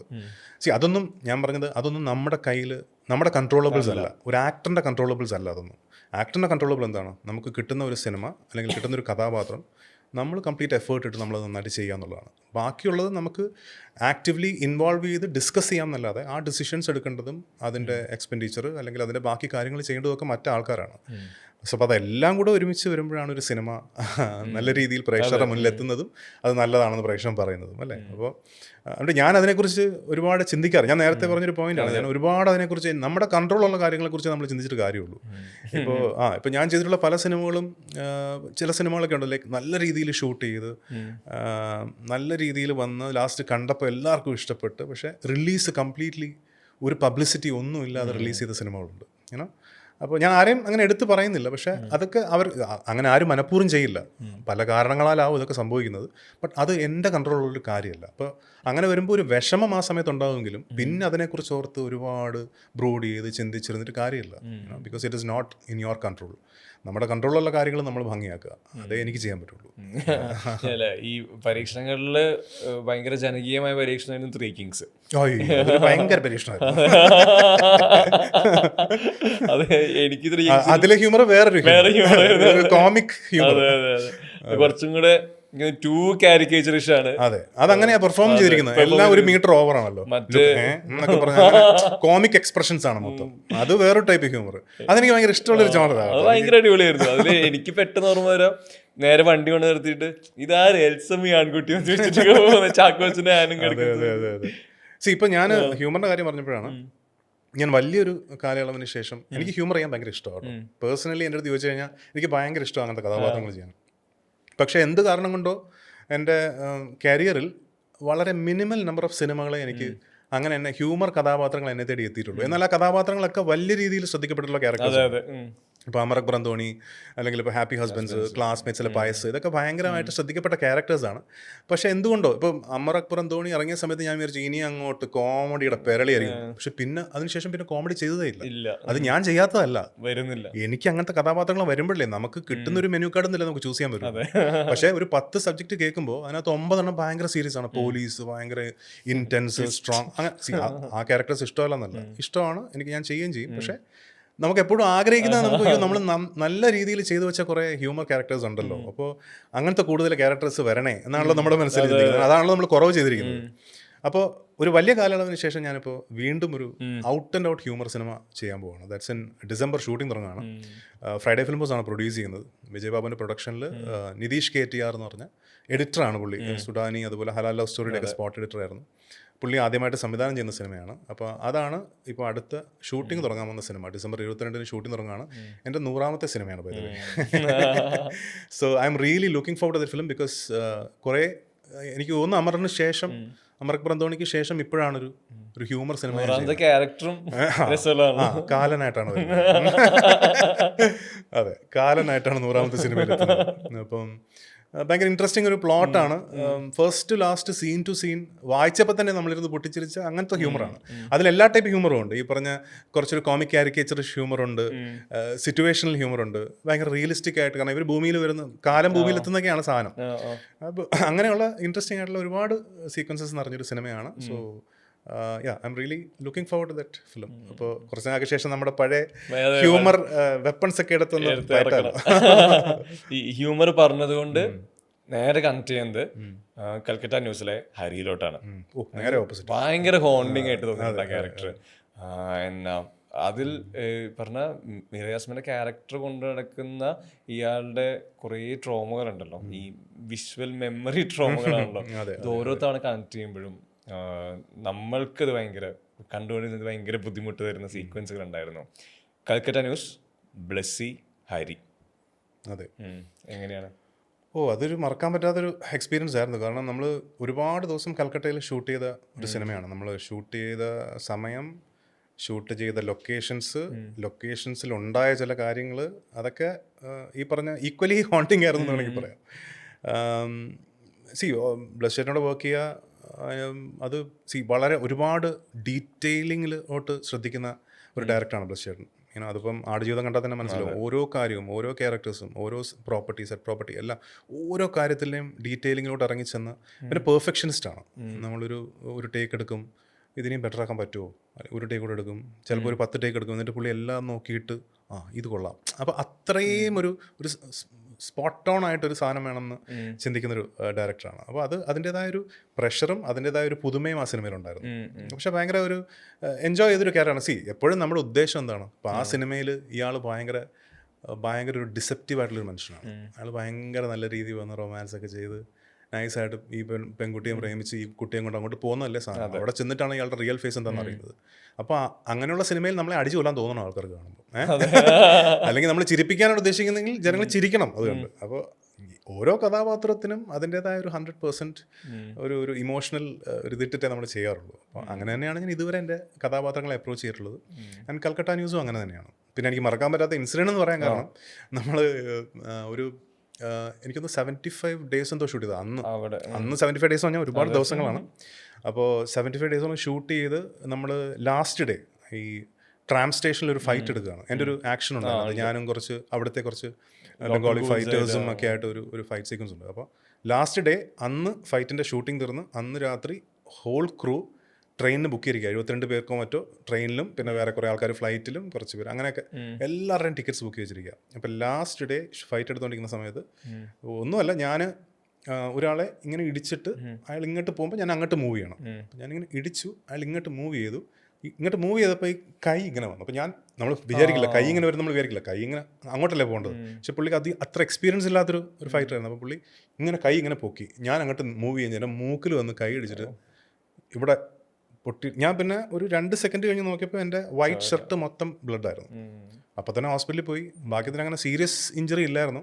പക്ഷേ എനിക്കൊരു 5 ഡേയ്സ് പിന്നെ റെസ്റ്റ് എടുത്തിട്ട് എനിക്ക് ഷൂട്ട് ചെയ്യാൻ പറ്റും. അപ്പോൾ ഈ കംപ്ലീറ്റ് ടിക്കറ്റ്സും എല്ലാവരുടെ ട്രാവലും കംപ്ലീറ്റ് ക്യാൻസൽ ചെയ്യേണ്ടി വന്നു. ക്യാൻസൽ ചെയ്ത് പിന്നെ എനിക്കത് ശരിയായി നമ്മളത് റീഷൂട്ട് ചെയ്തിട്ടൊക്കെയാണ് പിന്നെ തിരിച്ചു വന്നത്. അപ്പോൾ അത് എനിക്ക് മറക്കാൻ പറ്റാത്തൊരു ഇൻസിഡൻ്റ് ആണ്. കാരണം ലാസ്റ്റ് ഡേ എല്ലാവരും വീട്ടിൽ പോയി നിൽക്കുന്ന സമയത്ത് എല്ലാം സ്റ്റോളായി പോകുന്നൊരവസ്ഥ. ഈ സിനിമകളൊക്കെ പറ്റി പറയുമ്പോഴേ നേരത്തെ സംസാരിക്കുമ്പോഴാണെങ്കിലും എനിക്ക് തോന്നിയിട്ടുള്ളത് അത്രയധികം സിനിമകൾ കാണാൻ ശ്രമിക്കുന്ന, സീരീസുകൾ കാണാൻ ആഗ്രഹിക്കുന്ന ഒരു സിനിമ, ഈ പറഞ്ഞ സിനിഫൈലെന്നോ സിനിമ സ്റ്റുഡൻ്റ് എന്നൊക്കെ പറയുന്ന പോലെ ഇതിനോടുള്ള ക്രേവിങ് ഭയങ്കരമായിട്ട് കൂടിക്കൊണ്ടിരുന്നതായിട്ട് തോന്നിയിട്ടുണ്ട്. അങ്ങനെ ചോദിക്കുകയാണെങ്കിൽ ഇപ്പൊ ചോദിക്കുന്ന ഈ പോയിന്റിൽ അത്ര ഇഷ്ടപ്പെട്ട, അല്ലെങ്കിൽ സിനിമയിൽ എന്തോ മാജിക് ഉണ്ട്, സിനിമയ്ക്ക് എന്തോ പരിപാടി ഉണ്ടെന്ന് തോന്നിപ്പിച്ചിട്ടുള്ള സിനിമയോ സീക്വൻസോ പെർഫോമൻസോ അങ്ങനെ ഞാനിപ്പോൾ റീസെൻ്റ്ലി കണ്ടതിൽ എനിക്ക് ഏറ്റവും ഇഷ്ടപ്പെട്ട സിനിമ വൺ ബാറ്റിൽ ആഫ്റ്റർ അനദർ എന്ന് പറഞ്ഞാൽ ലിയനാർഡോ ഡികാപ്രിയോയുടെയും ഷോൺ പെൻ്റെയും സിനിമയാണ്. അതൊരു കണ്ടായിരുന്നു ഓ ഞാൻ കണ്ടിരുന്നു. ഔട്ട്സ്റ്റാൻഡിങ് ഫിലിമാണ്. ആൻഡ് ആസ് എൻ ആക്ടർ ഒരുപാട് പെർഫോമൻസസ്, നമ്മളെ ഞെട്ടിക്കുന്ന കുറെ പെർഫോമൻസസ് ഉള്ളൊരു സിനിമയാണ്. കാപ്രിയോ അതെ, ഷോൺ പെൻ ആണെങ്കിൽ പുള്ളി ആ കഥാപാത്രമായിരുന്നു, പുള്ളിയെ കാണാൻ പറ്റില്ല. അപ്പോൾ ഭയങ്കരമായിട്ട് എക്സൈറ്റഡ് ആയി ഞാൻ ആ സിനിമ കണ്ടിട്ട്. അപ്പോൾ അത് അപ്പാരൻ്റ്ലി അത് കമേഴ്ഷ്യലി അത്ര വലിയൊരു സക്സസ് അല്ല എന്നൊക്കെ ഞാൻ എവിടെ വായിച്ചു. പക്ഷേ ക്രിട്ടിക്കലി ഭയങ്കര അല്ല. പക്ഷെ ഞാൻ എങ്ങനെ, പക്ഷെ എനിക്ക് അത് കേട്ടപ്പോൾ എനിക്കൊന്ന് കാണണം എന്ന് തോന്നി. ഇങ്ങനെ ഒന്ന് പോയി കാണണം, അങ്ങനെ പോയി കണ്ടതാണ്. ഭയങ്കര ഒരു എക്സ്പീരിയൻസ് ആയിരുന്നു. ഭയങ്കര ഒരു ഓഡിയോ വിഷ്വൽ ഒരു സ്പെക്ടക്കിൾ ആയിരുന്നു ആ സിനിമ. ഈ തുടക്കം തൊട്ട് ഓടുന്ന ഡികാപ്രിയോ ആ പോസ്റ്റ് അവിടെ ഇടിച്ച് വീണ് കഴിയുമ്പോൾ നമ്മളൊന്ന് ബ്രീത്ത് അതാണ് നമുക്ക് ആ കാപ്രിയോനെയൊക്കെ നമ്മൾ ഇതിന് മുമ്പ് കണ്ടിട്ടുള്ള ഒരു കാപ്രിയോ അല്ല. കുറച്ച് ടയർഡ്, ലേസി, ആ ഒരു സാധനം പുള്ളിയുടെ ബോഡി ലാംഗ്വേജിലും ഒക്കെ ഉള്ളത് എന്തോന്നത് ഈ ലൈഫ് എന്നുള്ളൊരു ആ സാധനം ഉണ്ട് ഓരോ സീനിലും. ഷോൺ പെന് നേരെ ഓപ്പോസിറ്റ്, ഫുൾ ടൈം പവറിൽ നിൽക്കുന്ന ഒരാൾ നടത്തം. അതെ. പിന്നെ ഇതിന്റെ ഒരു രസമുള്ളൊരു വൺ ലൈനർ റിവ്യൂ ഉണ്ടായിരുന്നു, കാപ്രിയോ തുടക്കുന്ന അവസാനം ഓടിക്കൊണ്ടിരിക്കുക. സോ റീസെന്റ് ഇപ്പൊ അടുത്ത ഇറക്കി കണ്ടെന്ന് ചോദിച്ചോണ്ട് പറഞ്ഞത്, ഇപ്പൊ കുറച്ചാൾ മുന്നേ കണ്ടത് വൺ ബാറ്റിൽ ആഫ്റ്റർ ആണ്. പിന്നെ ഇപ്പൊ സീരീസുകൾ കുറെ കാണാറുണ്ട്. ഇപ്പൊ ഞാനിപ്പോ റീസെന്റ് ഇപ്പൊ ഹിന്ദി ഇതാ കണ്ടത്, ഡൽഹി ക്രൈമിന്റെ പുതിയൊരു സീസൺ. Very interesting. ആൻഡ് പിന്നെ അത് പറഞ്ഞപ്പോഴാണ് എൻ്റെ ഒരു അന്യഭാഷാ സിനിമ ഇപ്പോൾ ഫെബ്രുവരി റിലീസ് ചെയ്യുന്നുണ്ട്. അനുരാഗ് കശ്യപിന്റെ ഹിന്ദി ഫിലിം ബന്ദർ എന്നാണ് ടൈറ്റിൽ. ബോബി ദിയോളും പിന്നെ ഞാനും പിന്നെ സാനിയ മൽഹോത്ര, അങ്ങനെ കുറച്ച് ആക്ടേഴ്സ് ആണുള്ളത്. അനുരാഗ് കശ്യപിന്റെ സിനിമകൾ അറിയാമല്ലോ, like mostly very serious and very realistic. അപ്പോൾ ആ ജോണറിലുള്ളൊരു സിനിമയാണ്. പക്ഷേ വളരെ കുറച്ച് കഥാപാത്രങ്ങൾ ഉള്ളത് കൊണ്ട് തന്നെ ഭയങ്കര ഐഡന്റിറ്റി ഉള്ളൊരു ക്യാരക്ടറാണ് ഞാൻ ചെയ്തേക്കുന്നത്. And I M really looking forward to it.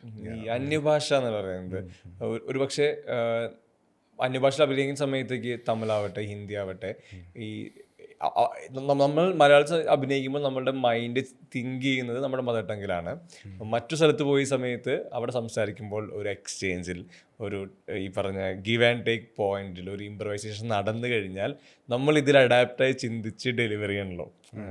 ഞാൻ കൺഫ്യൂസ്ഡ് ആവുന്നതും ഞാൻ കേൾക്കാൻ ആഗ്രഹിക്കുന്നതും, അന്യഭാഷയിൽ ഹിന്ദിയിലോ തമിഴിലോ അഭിനയിക്കുന്ന സമയത്ത് ഒരു പെർട്ടിക്കുലർ സീക്വൻസ് വരുന്നു, ഫീഡ് കിട്ടുന്നു, വായിക്കുന്നു, പഠിക്കുന്നു, പറയുന്നു. അതിലൊരു സഡൻ പോയിന്റിൽ ഒരു ചേഞ്ച് വന്നു കഴിഞ്ഞാൽ ഇത് പെർഫോമൻസിന് എഫക്റ്റ് ചെയ്യുന്നുണ്ടോ? അതിൽ ഈസിലി അഡാപ്റ്റ് ചെയ്ത് ഡെലിവറി ചെയ്യുന്നത് എങ്ങനെയാണ്? എനിക്ക് luckily I have been good with languages. ഇപ്പം എനിക്ക് മലയാളം കൈകാര്യം ചെയ്യാൻ പറ്റുന്ന പോലെ തന്നെ ഒരളവ് വരെ എനിക്ക് തമിഴ് കൈകാര്യം ചെയ്യാൻ പറ്റും. തമിഴ്നാട്ടിൽ കുറേ പഠിച്ചിട്ടുണ്ട്. എഞ്ചിനീയറിംഗ് ചെയ്തത് അവിടെയാണ്, സ്കൂളിംഗ് പഠിച്ചിട്ടുണ്ട്, ഊട്ടിയിൽ കൊണ്ട് പഠിച്ചിട്ടുണ്ട്. അപ്പം തമിഴ് എനിക്ക് അത്യാവശ്യം നന്നായിട്ട് ഹാൻഡിൽ ചെയ്യാൻ പറ്റും. ഹിന്ദിയും അത്യാവശ്യം ഓക്കെയാണ്. ഇപ്പോൾ ഭയങ്കര ഫ്ലുവൻ്റ് ഒന്നും അല്ലെങ്കിലും അത്യാവശ്യം ഹിന്ദി സംസാരിക്കാൻ പറ്റും. സൈനിക സ്കൂളിൽ പഠിച്ചതിൻ്റെ ആയിരിക്കും, കാരണം അവിടെ ഹിന്ദി ഒരു പ്രധാന ഒരു മെയിൻ ഒരു സംഭവമായിരുന്നു, സെക്കൻഡ് ലാംഗ്വേജ് ആയിരുന്നു. അവിടുത്തെ സാറന്മാർ കുറേ പേര് നോർത്ത് ഇന്ത്യൻസ് ഉണ്ട്. അപ്പോൾ അങ്ങനെ ഒരു ഹിന്ദി അത്യാവശ്യം ഇമ്പോർട്ടൻസ് ഉള്ള, അപ്പോൾ ഈ 3 ഭാഷകളും ഒരളവ് വരെ എനിക്ക് നല്ല രീതിയിൽ കൈകാര്യം ചെയ്യാൻ പറ്റും. പിന്നെ അനുരാഗിൻ്റെ കൂടെ വർക്ക് ചെയ്യുന്ന സമയത്ത് അത് വേറൊരു സ്കൂളാണ്. എനിക്ക് ഇതുവരെ കിട്ടിയിട്ടില്ലാത്ത കുറച്ച് എക്സ്പീരിയൻസസ് ആ സിനിമയിൽ നിന്നുണ്ടായിട്ടുണ്ട്. കാരണം ഇപ്പം നമ്മൾ ഒരു 100 പേരിരുന്ന് ആക്ട് ചെയ്യുന്നൊരു സീനാണെങ്കിൽ ജൂനിയർ ആക്ടേഴ്സ് ഒന്നും അങ്ങനത്തെ ഒരു കോൺസെപ്റ്റ് അവിടെ ഇല്ല. Everybody is an actor.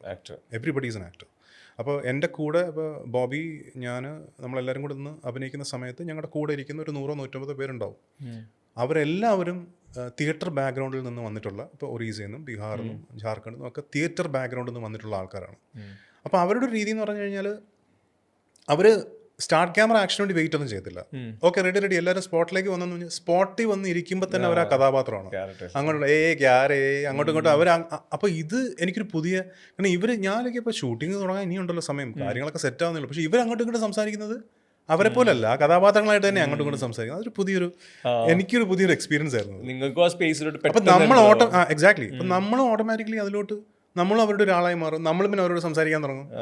അങ്ങനെ നമ്മൾ ആ ക്യാരക്ടറായിട്ട് മാറിയ ഒരു സിനിമയായിരുന്നു ഇപ്പോൾ ഈ ബന്ദർ എന്ന സിനിമ. അപ്പോൾ അത് പിന്നെ Anurag is N excellent writer. പിന്നെ അവിടെ ഈ പഠിച്ച് പറയൽ അങ്ങനെയൊന്നുമല്ല, ഒരു കുറേ ലൈൻസ് തരും, ഇംപ്രൊവൈസേഷൻ ഇഷ്ടം പോലെ ഉണ്ടായിട്ടുണ്ട്. But luckily I have been able to manage it.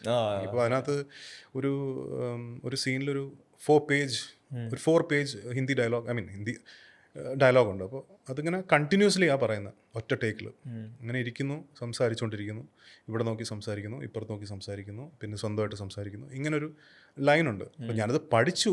പക്ഷേ ഇപ്പോൾ ഷോർട്ടിന് തൊട്ട് മുമ്പ് ചിലപ്പോൾ അനുരാഗ് പറയും, എന്നിട്ട് after that you do this and then say it like this. പക്ഷേ എന്തോ ഞാനതൊരു ദൈവത്തിൻ്റെ ഒരു ബ്ലെസ്സിങ് ആയിട്ടാണ് ഞാൻ കാണുന്നത്. Like I'm able to adapt to it. അങ്ങനെ പെട്ടെന്ന് പറയുന്ന ചേഞ്ചസിന് ഞാൻ വളരെ റിസപ്റ്റീവാണ്.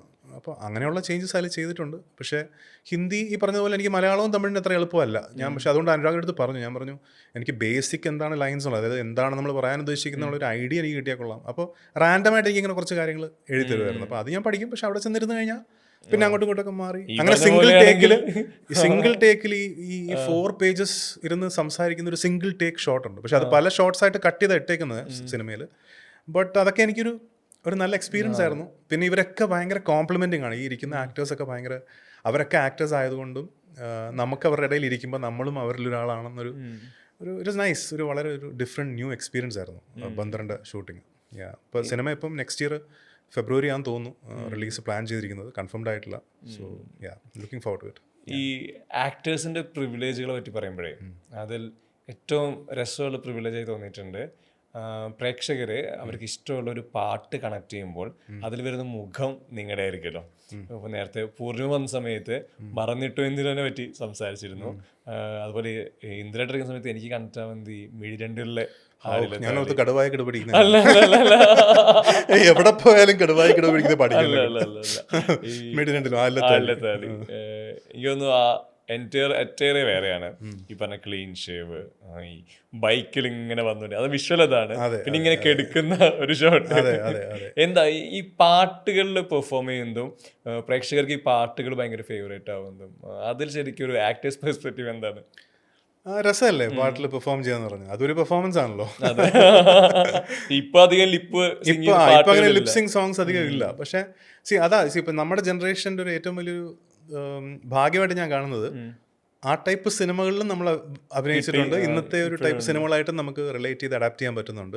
ഇപ്പൊ സിനിമ എന്ന് മാത്രമല്ല, ഇപ്പൊ ഫോൺ ഇല്ലാത്തൊരു കാലഘട്ടത്തിലും ഉണ്ടായിരുന്നു, ഫോൺ ഉള്ളൊരു കാലഘട്ടത്തിലുണ്ട്, ഇന്റർനെറ്റ് ഇല്ലാത്തൊരു കാലഘട്ടത്തിലുണ്ടെന്ന് ഇന്റർനെറ്റ് ഉള്ള. അപ്പൊ ഇത് രണ്ടിന്റെയും ഒരു മിഡിലിൽ വന്നൊരു ജനറേഷനാണ് ഞങ്ങളുടെ ജനറേഷൻ. അപ്പോൾ അങ്ങനെ ഒരുപാട് we have been the most adaptable, അതായത് ചേഞ്ചിനോട് ഏറ്റവും കൂടുതൽ അഡാപ്റ്റ് ചെയ്തൊരു ജനറേഷനായിട്ടാണ് എൻ്റെ ജനറേഷനെ ഞാൻ കാണുന്നത്. സോ അത് സിനിമയിലും അങ്ങനെ തന്നെയാണ്. You know, so that time and this time and the difference in cinema, how you look at cinema, your mind set towards things. So you had to adapt to a lot of things to get here over the past maybe 15 or 20 or 25 years, you know. So lucky to be there in this, be part of this generation. It's question എന്താണ് ഞാൻ പറ്റും ഈ പറഞ്ഞ എൻ്റെ ചോദ്യം ഇതായിരുന്നു, ഇത്ര സീക്വൻസുകളിൽ perform ചെയ്തിട്ട് ആളുകൾ പാട്ടുകൾ അതിലങ്ങനെ ഒരു പ്രത്യേകിച്ചൊരു മെത്തേഡൊന്നുമില്ല. നമുക്ക് പാട്ടുകളിൽ പെർഫോം ചെയ്യുമ്പോൾ ഇങ്ങനെ ചെയ്യണമെന്നൊന്നുമില്ല. You know the character in your mind. So ആ ക്യാരക്ടർ വെച്ചിട്ട് നമ്മൾ പെർഫോം ചെയ്യാന്നുള്ളതേ ഉള്ളൂ. അതും ഞാൻ ഈ കഥാപാത്രങ്ങളിൽ റിലേറ്റ് ചെയ്ത് പറയാം. ഇപ്പം വട്ടോളിയച്ഛൻ്റെ സോങ്ങിൽ വട്ടോളിയച്ഛൻ പുണ്യാളനാണ്. വട്ടോളിയച്ഛൻ്റെ ആ നടപ്പിലും ഒക്കെ ആ ഒരു സാധനം വേണം. യൂണിവേഴ്സലാണ്. അയാളിങ്ങനെ നടക്കുന്നു, അയാളുടെ മൈൻഡാണ് ആ ചുറ്റിനുള്ള ഡാൻസേഴ്സ്. അതായത് അയാളുടെ മൈൻഡ് അങ്ങനെയാണ്, ഭയങ്കര ഫ്രീ ആണ്. അങ്ങനെയാണ് അയാൾ നടക്കുന്നത്. അയാളുടെ എല്ലാവരും അയാളെ നോക്കുന്നു, ഭയങ്കര ഒരു ദൈവികത. പക്ഷെ അമർ അക്ബർ തോണിയിൽ അന്തോണി നടക്കുമ്പോൾ അങ്ങനെ അല്ലല്ലോ, എല്ലായിടത്തും അന്തോണി അങ്ങോട്ടും ഇങ്ങോട്ട് നോക്കും. അപ്പൊ അതിനൊരു പ്രത്യേകിച്ചൊരു മെത്തേഡൊന്നുമില്ല. അതും ഈ കഥാപാത്രം എന്താണെന്ന് മനസ്സിലാക്കി മനസ്സിൽ വെച്ചുകൊണ്ട് ആ സോങ്ങിൽ അങ്ങ് നിന്നാൽ മതി. പിന്നെ if you are an actor you can manage. അങ്ങനെ ഞാൻ കാണുന്നു. പിന്നെ തുടക്കകാലത്തിൽ ഈ പറഞ്ഞ പോലെ രവീന്ദ്ര മാഷിന്റെ സംഗീതത്തിൽ അങ്ങനത്തെ ഒരു സിനിമ, അത് മീശമാധവന് ശേഷം ചെയ്ത സിനിമയാണ് മിഴി രണ്ടിലും. അതിൽ ബ്യൂട്ടിഫുൾ സോങ്സ്, എല്ലാ സോങ്സും. അങ്ങനെ ഒരു കുറേ സോങ്സ് ഉള്ളൊരു സിനിമയിൽ ചെയ്യാൻ പറ്റിയത്. ഇപ്പോൾ അല്ലത്താലി, പിന്നെ കുറേ സോങ്സ് ഉണ്ട്, നല്ല ബ്യൂട്ടിഫുൾ സോങ്സ് ആണ്. അത് തുടക്കകാലത്ത് തന്നെ അങ്ങനത്തെ ഒരു കുറച്ച് സോങ്സിൽ അഭിനയിക്കാൻ പറ്റിയതും വലിയൊരു ഒരു ഭാഗ്യമായിട്ട് ഞാൻ കാണുന്നു. ഈ പാട്ടും ലൈഫിൻ്റെ ഭയങ്കര പാർട്ടായിട്ടുള്ള ആളാണല്ലോ. എനിക്ക് തോന്നുന്നു എല്ലാവരും അവരവരുടെ ലൈഫിൻ്റെ ഓരോ സ്റ്റേജിലും, അതിപ്പോൾ ഈ പറഞ്ഞ പോലെ കുഞ്ഞുനാള്, ഇപ്പോൾ ഒരു അഡോൾസൻസ് പീരീഡ്, അത് കഴിഞ്ഞ് യുവാവാകുന്ന ഇന്ദ്രജിത്ത്, ഈ പറഞ്ഞൊരു 40s പറ്റി ഇപ്പോൾ സംസാരിച്ചല്ലോ. ഈ 40s കടന്നതിന് ശേഷമുള്ള ഇന്ദ്രജിത്ത്, ഈ കേൾക്കുന്ന പാട്ടുകൾ മാറുന്നുണ്ടോ, അതോ കോൺസ്റ്റന്റ് ആയിട്ട് ഒരു ഗോ ബാക്ക് എന്നുള്ള രീതിയിൽ എപ്പോഴും ഓടിച്ചെല്ലുന്ന പാട്ടുകളുണ്ടോ? പാട്ട് എങ്ങനെ ശരിക്കും എഫക്ട് ചെയ്യുന്നത്? ഞാൻ ഭയങ്കരമായിട്ട്, എനിക്ക് മ്യൂസിക് എന്നെ ഭയങ്കരമായിട്ട് ഇൻഫ്ലുവൻസ് ചെയ്യുന്ന ഒരാളാണ്. അത് ഇമോഷണലി അല്ലെങ്കിൽ എന്ത് തരം ഇമോഷൻസിലൂടെ പോകുമ്പോഴും മ്യൂസിക് കേൾക്കാൻ താല്പര്യപ്പെടുന്ന ഒരാളാണ് ഞാൻ. റീവിസിറ്റ് ചെയ്യാറുണ്ട് പഴയ സോങ്സ്. അതെപ്പോഴും ഉണ്ടാവുമല്ലോ. പണ്ട് നമ്മൾ ഭയങ്കരമായിട്ട് ഇഷ്ടപ്പെട്ട്, പ്രത്യേകിച്ച് ഒരു ഗായകൻ എന്നുള്ള നിലയ്ക്ക് പല സ്റ്റേജുകളിലും ഒക്കെ പാടിയിട്ടുള്ള പാട്ടുകളുണ്ട് ആ സമയത്ത്. ഇപ്പം ഞങ്ങൾ റീസെൻ്റ്ലി ഒരു ഇൻ്റർവ്യൂവിൻ്റെ സമയത്ത് ഒരു പാട്ടിൻ്റെ കാര്യം നിഷാന്ത് സാഗർ ഇങ്ങനെ സൂചിപ്പിച്ചു. ആ പാട്ട് ഏതിലായിരുന്നു ചോദിച്ചു. ഞാൻ പറഞ്ഞു അത് സ്വദേശിലെ പാട്ടല്ലെന്ന് ചോദിച്ചാൽ. ഞാൻ സ്വദേശിലല്ല, അത് പർദേശിലെ പാട്ടാണ്. അപ്പോൾ അയ്യോ അതിൻ്റെ ലിറിക്സ് അങ്ങനെ പെട്ടെന്ന് ആലോചിച്ചപ്പോൾ ലിറിക്സ് വന്നു. കാരണം അന്ന് സ്റ്റേജിൽ പാടിയിരുന്നു. സോ അന്ന് വെറുതെ രണ്ടുപേരും പാടിയപ്പം ഈ ആ ലിറിക്സ് ഒക്കെ അങ്ങ് വന്നു. കാരണം അതെന്തുകൊണ്ടാണ്, കാരണം ആ സമയത്ത് അത്രയും കേട്ടിരുന്ന സോങ് ആണ്. പർദേശ് എന്ന സിനിമയിലെ ജറാ തസ്വീർ സെയ്തു എന്നുണ്ട് ഷാറുഖ് ഖാൻ്റെ സോങ് ഉണ്ട്. അപ്പം എന്ന് പറഞ്ഞ പോലെ ആ സമയത്ത് നമ്മുടെ മനസ്സിൻ്റെ ഉള്ളിലോട്ട് തറച്ചു കയറിയ ഒരുപാട് ഗാനങ്ങളുണ്ട്. ആ ഗാനങ്ങളൊക്കെ ഇടയ്ക്ക് റീവിസിറ്റ് ചെയ്യാറുണ്ട്. പിന്നെ പുതിയ സോങ്സും ഒരുപാട് കേൾക്കാറുണ്ട്. പക്ഷേ ഈ പറഞ്ഞ പോലെ നല്ല പാട്ടുകൾ ഒരുപാടുണ്ട്. ഇപ്പം ഇപ്പോൾ റീസെൻ്റ്ലി വന്ന മറ്റേ സയ്യാറയിലെ സോങ്സ് ഒക്കെ ഗംഭീര സോങ്സ് ആണ്. I mean you can Singh those songs. പക്ഷെ അങ്ങനെ പാടാൻ പറ്റിയ അല്ലെങ്കിൽ മൂളാൻ പറ്റിയ പാട്ടുകൾ പൊതുവെ ഇപ്പോൾ കുറവാണ് അല്ലേ. നമുക്കങ്ങനെ നമുക്ക് പിന്നീട് നമ്മൾ സിനിമ കഴിഞ്ഞ് ഇറങ്ങി വീട്ടിൽ പോയി കേട്ട് നമുക്ക് ഒന്ന് വെറുതെ മൂളാൻ തോന്നുന്ന പാട്ടുകൾ അങ്ങനെയുള്ള സോങ്സ് കുറവാണ്. എനിക്ക് തോന്നിയിട്ടുണ്ട് ഇറ്റ്സ് മോർ ഓഫ് സിറ്റുവേഷൻ. അത് ഈ നറേറ്റീവിന്റെ ഭാഗമായിട്ട് വരുന്ന സോങ്സ് ആണുള്ളത്. So that is how cinema changes. അങ്ങനെ വരുമ്പോൾ ഈ പറഞ്ഞ മ്യൂസിക്കലി സപ്പോർട്ട് ഉണ്ടെങ്കിൽ ഇത് പണ്ടൊക്കെ music was A separate entity in cinema. അപ്പോൾ 5 സോങ്സ്, ഈ സോങ് ഇന്ന ലൊക്കേഷൻ, ഈ സോങ് ഇന്ന ലൊക്കേഷൻ, 3 days 5 days ഇങ്ങനെയായിരുന്നു പ്ലാനിങ്. ഇന്നിപ്പോൾ cinema music is an integrated part of cinema. സിനിമയുടെ കഥ പറയുന്നതിനായി ഉപയോഗിക്കുന്ന ഒരു ഇൻസ്ട്രുമെൻ്റ് ആണ് മ്യൂസിക്. സിനിമ എന്ന് പറയുന്നത് അതാണല്ലോ ഇവൻച്വലി. അപ്പോൾ so in that way cinema is also evolving. ഇന്ത്യയിൽ പ്രത്യേകിച്ച് മലയാളത്തിൽ നമ്മൾ we have been making a lot of very sensible content over the past 10-15 years and we can be proud about it. കാരണം നമ്മളൊരു എവിടെ പോയിട്ട് നമ്മളൊരു ബോംബെയിലാണെങ്കിലും അല്ലെങ്കിൽ ചെന്നൈയിലാണെങ്കിലും ഹൈദരാബാദിലാണെങ്കിലും അവിടെ പോയിട്ടൊരു മലയാള സിനിമയിലെ നടനാണെന്ന് പറഞ്ഞു കഴിഞ്ഞാൽ ഓട്ടോമാറ്റിക്കലി ഒരു റെസ്പെക്റ്റ് ഉണ്ട്. സർ മലയാളം ഫിലിമോ സർ, ഇമ്മീഡിയറ്റ്ലി അവരുടെ ആറ്റിറ്റ്യൂഡ് അതാണ്. Like because you are from A great industry and you have been working in an industry where so many good films are being produced എന്നുള്ളൊരു ആറ്റിറ്റ്യൂഡ് അവർക്ക് തന്നെയുണ്ട്. So അതോർത്ത് നമ്മൾ ഓരോ മലയാളികൾക്കും അഭിമാനിക്കാം. മുന്നോട്ടാവട്ടെ നമ്മുടെ യാത്ര. ഈ കരിയറിൽ ഇത്രയും സിനിമകളെ പറ്റി പറയുമ്പോഴേ എനിക്കതിൽ തോന്നുന്നു ബാച്ചിലർ പാർട്ടിക്ക് ഒരു സ്പെഷ്യൽ പ്ലേസ് ഉണ്ടെന്ന് തോന്നുന്നു. അതായത് പല ആക്ടേഴ്സും പറഞ്ഞു കേട്ടിട്ടുണ്ട് അമൽ നീരദ് ഫ്രെയിമിൽ വന്ന് നിൽക്കുമ്പോഴുള്ള നമ്മളെ സ്റ്റൈലൈസ്ഡ് വേർഷൻ, അതെ, നമ്മൾ പോലും കണ്ടിട്ടില്ലാത്ത അല്ലെങ്കിൽ ഓഡിയൻസിന് മുന്നേ കാണാത്ത നമ്മളെ പ്ലേസ് ചെയ്ത് കൊടുക്കുന്ന ഒരു ഫ്രെയിം. അത് തന്നെയാന്ന് തോന്നുന്നു പലരും ഭയങ്കര കിക്കായിട്ട് പറയാറുള്ളത്. ബാച്ചിലർ പാർട്ടി ഞാനിപ്പോൾ പറയാൻ കാരണം ഈ സ്റ്റൈലൈസ്ഡ് ഫ്രെയിമിനൊക്കെ അപ്പുറത്തേക്ക് നമ്മൾ നേരത്തെ പറഞ്ഞ ഹ്യൂമറിന്റെ അഡീഷൻ കൂടെ അതിന്റെ പാർട്ടാണ്. ഈവൻ ഗീവറിന്റെ ക്യാരക്ടറിൽ വളരെ ബ്ലെൻഡാണ്. ഈ പറയാൻ പറ്റില്ലെങ്കിൽ കൂടി കൊടൈക്കനാൽ ഹണിമൂൺ പോയി കഥയെല്ലാം പറയുന്നത് ഈ തത്തയുടെ കഥയൊക്കെ അത് ഇന്നും ആളുകൾ കാണുന്ന കേൾക്കുന്ന തണ്ണീർമത്തം കൊണ്ട് കോയമ്പത്തൂർ അങ്കിൾമാര് ഈ bachelor party Amal Neerad fight action style എന്താ ശരിക്കും അത് വേറൊരു സ്കൂൾ ഓഫ് ഫിലിം മേക്കിങ്ങും ഈ പറഞ്ഞ പോലെ എക്സ്ട്രീംലി സ്റ്റൈലൈസ്ഡ് ആയിട്ടുള്ള, അതായത് each actor has to look like that, അങ്ങനെയായിരുന്നു ആ സിനിമ. കാരണം it was a stylish film all together, plus everything you see in the film has to be stylish. Amal അങ്ങനെയാണല്ലോ, അമലിന്റെ സിനിമകളെല്ലാം ഇപ്പോൾ ബിഗ് ബി എടുത്താലും നമുക്ക് ആ സ്റ്റൈല് ഭയങ്കര അപ് ടു ഡേറ്റ് ആയിട്ട് ഫീൽ ചെയ്യും. ഈവൻ ഇതാണെങ്കിലും പിന്നീട് വന്ന സിനിമകളാണെങ്കിലും ഒക്കെ. സോ ആ രീതിയിൽ എനിക്കൊരു ഡിഫറെൻറ്റ് എക്സ്പീരിയൻസ് ആയിരുന്നു. ബട്ട് അഗെയിൻ അതിലൊരു ഡിഫറെൻ്റ് ഒരു പെർഫോമൻസ് ഡയമെൻഷനേക്കാളും ഗീവർ ഈ പറഞ്ഞ സ്റ്റൈലൊക്കെ ഉണ്ടെങ്കിലും ഗീവർ ആളൊരു ആ ഒരു രീതിയിൽ അതിൽ പെർഫോം ചെയ്തിരിക്കുന്നു. ഈ പറഞ്ഞതുപോലെ ഭയങ്കര മെമ്മറബിൾ കുറേ ഇൻസിഡൻസും ഒക്കെ ഉണ്ടായിരുന്നൊരു സിനിമയാണ്. അതും ഈ പറഞ്ഞ പോലെ ഞാൻ റഹ്മാനിക്ക, പിന്നെ വിനായകൻ, ആസിഫ്, നമ്മളെല്ലാവരും കൂടെ ഒരുമിച്ച് മൂന്നാറും പിന്നെ ഓൺ ദ റോഡും അങ്ങനെ എറണാകുളത്തും ഒക്കെ ഒരുപാട് ഷൂട്ട് ചെയ്തൊരു സിനിമയാണ്. I love to work with മെഗൻ കേട്ടോ. അമലിനോട് ഇനിയൊരു സിനിമ ചെയ്താൽ കൊള്ളാമെന്നുണ്ട്. ഞാൻ ഈ ഒരു ഇന്റർവ്യൂവിൽ അമലിനോട് അമൽ ഇത് കേൾക്കുന്നുണ്ടെങ്കിൽ അതിനുശേഷം പിന്നീട് നമ്മൾ കൊളാബറേറ്റ് ചെയ്തിട്ടില്ല. പക്ഷേ ഇന്നും ഈ പറഞ്ഞതുപോലെ ആൾക്കാർ ഏറ്റവും കൂടുതൽ റീവിസിറ്റ് ചെയ്യുന്നൊരു സിനിമയാണ് ബാച്ചിലർ പാർട്ടിയെ കുറിച്ച്. ഇന്ന് പറയുമ്പോൾ ബാച്ചിലർ പാർട്ടി സ്റ്റൈൽ. അപ്പോൾ ആ രീതിയിൽ I definitely like to work with മെഗൻ in a film like that. അതിൽ ഈ തിയേറ്റർ ഫൈറ്റും ക്ലൈമാക്സ് ഫൈറ്റും എനിക്ക് തോന്നിയിട്ടുണ്ട് ഈ പടത്തിന്റെ ടോട്ടാലിറ്റിയിലെ ടോണിൽ തന്നെ ഈ ഡാർക്ക്നെസ് ഉണ്ട്.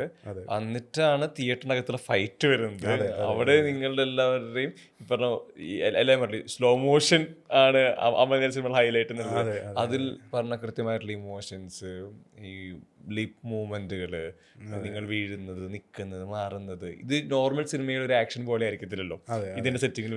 അതിൽ ആക്ഷൻ ഉണ്ടെങ്കിലും ആ ആക്ഷനിൽ ആ ക്യാരക്ടേഴ്സിനാണ് പ്രാധാന്യം. അപ്പോൾ അതിനകത്ത് ഒരുപാട് ആക്ഷനിൽ വൈഡിനേക്കാളും ഈ ആക്ടേഴ്സിന്റെ ഫേസ്, ഇപ്പൊ ഷൂട്ട് ഔട്ട് നടക്കുന്ന സമയത്തൊക്കെ ആ ഷൂട്ട് ഔട്ടിനെക്കാളും ഈച്ച് ക്യാരക്ടറിന്റെ ഓരോ സാധനത്തിലാണ് ഇമ്പോർട്ടൻസ് കൊടുത്തേക്കുന്നത്. ലൈക്ക് ഇപ്പം ഞാൻ ഫയർ ചെയ്യുന്നു, റഹ്മാനൊക്കെ ഫയർ ചെയ്യുന്നു, വിനായകൻ ഫയർ ചെയ്യുന്നു. അപ്പോൾ ഓരോരുത്തരുടെ ടൈറ്റർ ഫ്രെയിംസ്, ലൈക്ക് ഓരോരുത്തരുടെ ഫേസസ്, അങ്ങനെയുള്ള ബ്ലോക്സ് കൂടുതൽ ഉപയോഗിച്ചിട്ടുണ്ട് even in action sequences. So it was about the characters rather than what is happening. ആ രീതിയിൽ ട്രീറ്റ് ചെയ്തൊരു സിനിമയായിരുന്നു അത് ബാച്ചിലർ പാർട്ടി. എനിക്ക് ആസി തിരിച്ച് വരുമല്ലോ പണിയായിട്ട്, അപ്പൊ ഈ വിളിച്ചുകൊണ്ട് പോയിട്ട് ഷഡാങ് തിരിച്ചിട്ട് ഭയങ്കര അലസനും ഒഴപ്പനും ഒക്കെ ആയിട്ടാണ് ഈ ക്യാരക്ടർ. അത് സ്റ്റൈലൈസ്ഡ് ആണ്. റഹ്മാനിക്കായിട്ടുള്ള കോംബോയും നല്ലായിരുന്നു. നിങ്ങളാണ് കംഫർട്ട് സോൺ അവിടെ ഉള്ളത്. ബാച്ചിലർ പാർട്ടി ശരിക്കും ഒരു ഈ നമ്മൾ ഈ മറ്റു സിനിമകൾ പറയുന്ന പോലെ തന്നെ പിന്നീട് ഭയങ്കരമായിട്ട് ആളുകളോട്ട് എത്തിയ, കാരണം അതാ ഞാൻ പറഞ്ഞത്, ഒരു മേക്കിംഗ് വൈസ് യുനോ പിന്നീട് ഭയങ്കരമായിട്ട് അപ്രീഷിയേറ്റ്, കാരണം അങ്ങനത്തെ ഒരു അറ്റംപ്റ്റ് ആദ്യമായിട്ടായിരുന്നു. അത്രയും ഒരു stylised attempt at creating a story within Kerala. അതെ, അത് ആദ്യമായിട്ടായിരുന്നു. അപ്പോൾ അത് ഭയങ്കരമായിട്ട് ഇഷ്ടപ്പെട്ട ഒരുപാട് പ്രേക്ഷകരുണ്ടായിരുന്നു, ഇന്നും ഉണ്ട്. എനിക്കൊരു കാര്യം ചോദിക്കാനുള്ളത്, ഈ പറഞ്ഞ ഇന്ദ്രജിത്ത് സുകുമാരൻ, പൃഥ്വിരാജ് സുകുമാരൻ, നമ്മൾ കുറച്ചധികം വർഷങ്ങളായിട്ട് കണ്ടുവരുന്ന ഈ ബ്രദർ ഡുവോ, നിങ്ങൾ ഒരുമിച്ച് അഭിനയിച്ച സിനിമകളുണ്ട്, അല്ലാതെ നിങ്ങൾ മറ്റു സിനിമകൾ അഭിനയിക്കുമ്പോഴും പരസ്പരം സിനിമയായിട്ട് സംസാരിക്കുന്ന, നല്ല നല്ല സിനിമകൾ വരുമ്പോൾ അങ്ങോട്ടും ഇങ്ങോട്ടും അതിനെ ഈ പറഞ്ഞ പോലെ വാല്യൂ ചെയ്യുന്നൊക്കെ നമ്മൾ കണ്ടിട്ടുണ്ട്. പല സ്റ്റേജുകളിൽ പല പ്ലാറ്റ്ഫോമുകളിൽ കണ്ടിട്ടുണ്ട്.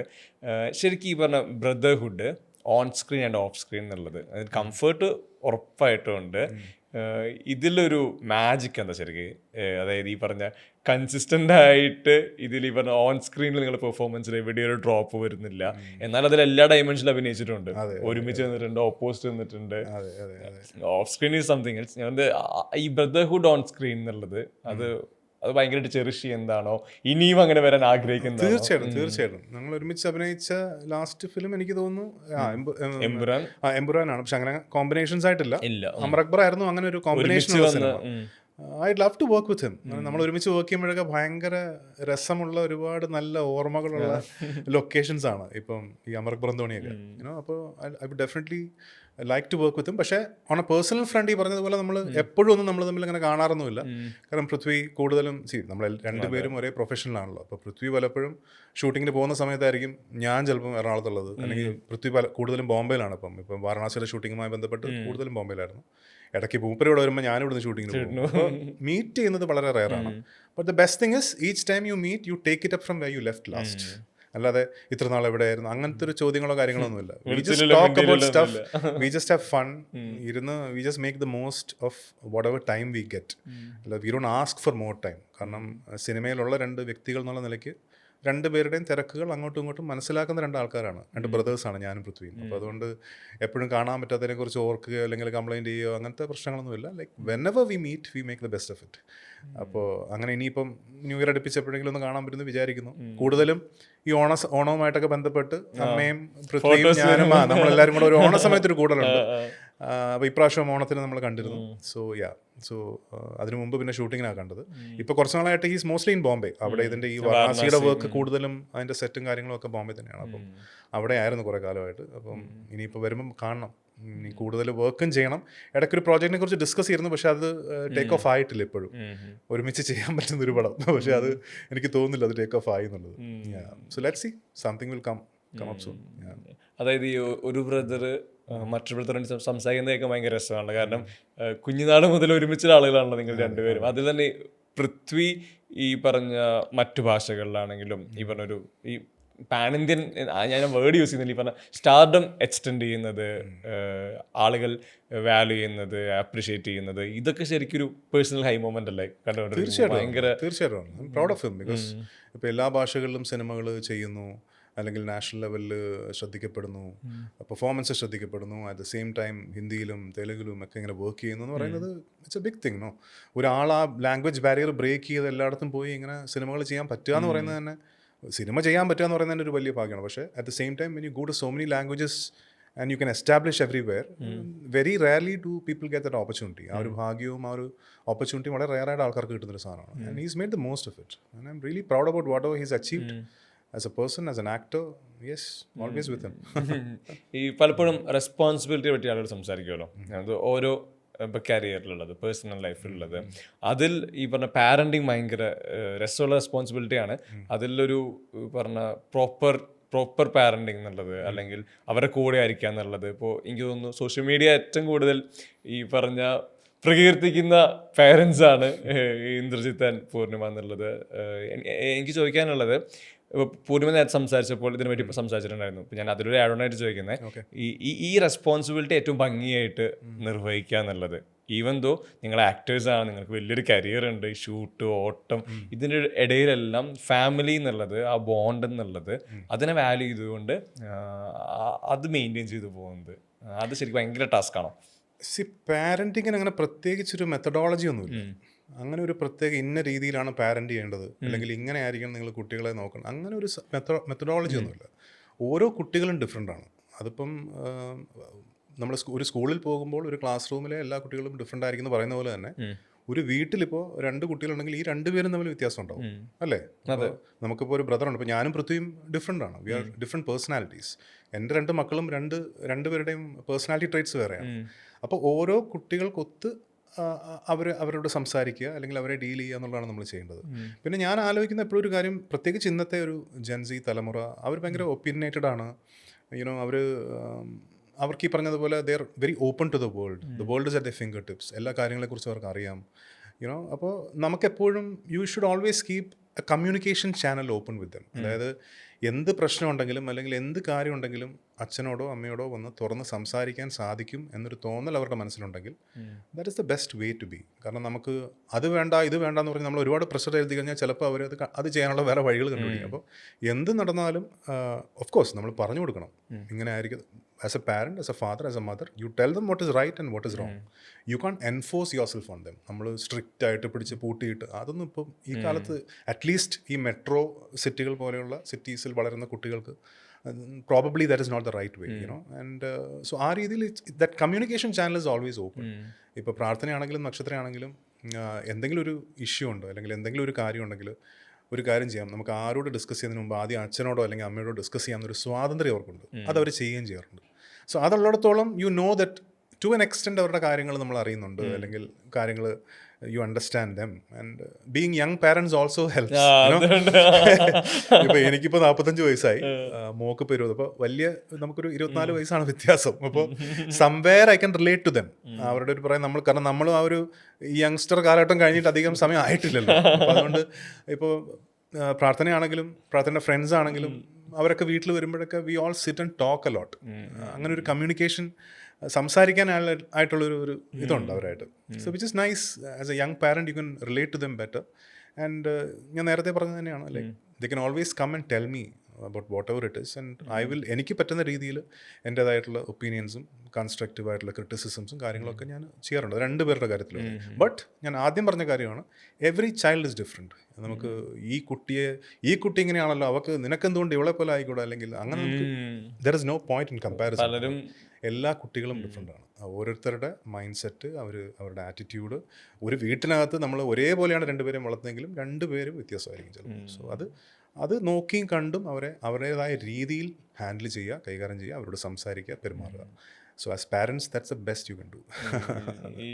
ഇത് പറഞ്ഞപ്പോഴേ ഈ വ്യത്യസ്തത പറഞ്ഞപ്പോൾ കണക്ട് ചെയ്ത് വേഷത്തിലെ ക്യാരക്ടറിലോട്ടാണ്. ഒരു വീട്ടിലെ 2 പേര് ഈ പറഞ്ഞ പോലെ. അല്ല, അത് സത്യമല്ലേ. എനി ഹോം പ്രേക്ഷകരാണെങ്കിലും ഇപ്പോൾ നമ്മുടെ വീട്ടിൽ ഇപ്പോൾ 5 പേരുണ്ടെങ്കിൽ 5 മക്കൾ 5 പേരെ പോലെ 5 ക്യാരക്ടേഴ്സ് ആയിരിക്കും അല്ലേ. ഒരാൾ ഭയങ്കര ഫ്ലാംബോയന്റ് ആയിരിക്കും, മറ്റേ ആൾ ഭയങ്കര റിസർവ്ഡ് ആയിരിക്കും. പക്ഷെ എന്നാൽ ആലോചിക്കുമ്പോൾ ഒരേ വീട്ടിൽ ഒരേ അച്ഛൻ്റെ അമ്മയുടെ അടിയിൽ വളർന്ന ആൾക്കാരായിരിക്കും. വേഷം ഇങ്ങനെ ഏർലി സ്റ്റേജ് മമ്മൂക്കയുടെ ബ്രദറായിട്ട് അതിലെനിക്കൊന്ന് എല്ലാവരും പെട്ടെന്ന് കണക്ട് ചെയ്യാൻ മഴയത്തുള്ള ഫൈറ്റ് ആയിരിക്കും. അതെ അതെ അതെ, കോഴിക്കോട് മൈതാനത്തിലായിരുന്നു ഷൂട്ട് ചെയ്തത്. വേഷം എങ്ങനെയാ ഇപ്പോൾ റീകളക്ടിങ്? വേഷം എൻ്റെ ഈ ബിഗിനിങ് ടൈമിലുള്ള ഒരു സിനിമയാണ്. അതൊക്കെ ആ സമയത്ത് വി എം വിനു സംവിധാനം ചെയ്ത സിനിമ. റസാക്കിയാണെന്ന് സ്ക്രിപ്റ്റ് എഴുതിയിരുന്നത്.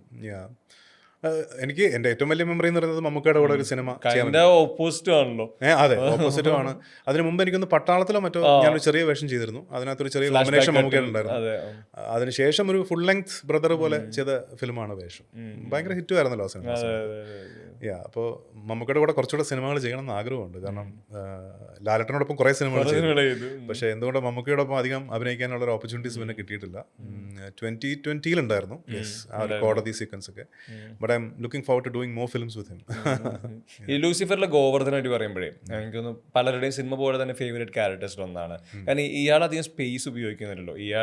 ഇയാളുടെ മുറിക്കകത്തിരുന്നിട്ടാണ് ഇതെല്ലാം ഡീൽ ചെയ്യുന്നത്. എന്നാൽ സിനിമയുടെ മൊത്തം ജേണിയിൽ വളരെ ഇമ്പാക്ട്ഫുൾ ആയിട്ടുള്ള മൊമെന്റുകൾ ക്രിയേറ്റ് ചെയ്യുന്നതിൽ ഇയാൾക്ക് നല്ല പങ്കുണ്ട്. ഈ ഗോവർദ്ധൻ എന്ന ക്യാരക്ടർ ചിലപ്പോൾ കേൾക്കുമ്പോൾ സ്ക്രീൻ ടൈം വളരെ കുറച്ചായിരിക്കാം, എന്നാൽ ഇയാളിലൂടെ പോകുന്നൊരു സിനിമ കൂടിയാണ് ലൂസിഫർ എന്നുള്ളത്. ഈ ഗോവർദ്ധനെ പറ്റി ഫസ്റ്റ് കേൾക്കുന്ന brief, Prithvi as A maker on ലൊക്കേഷനിൽ തരുന്ന ബ്രീഫ് എന്താ ശരിക്കും അത്?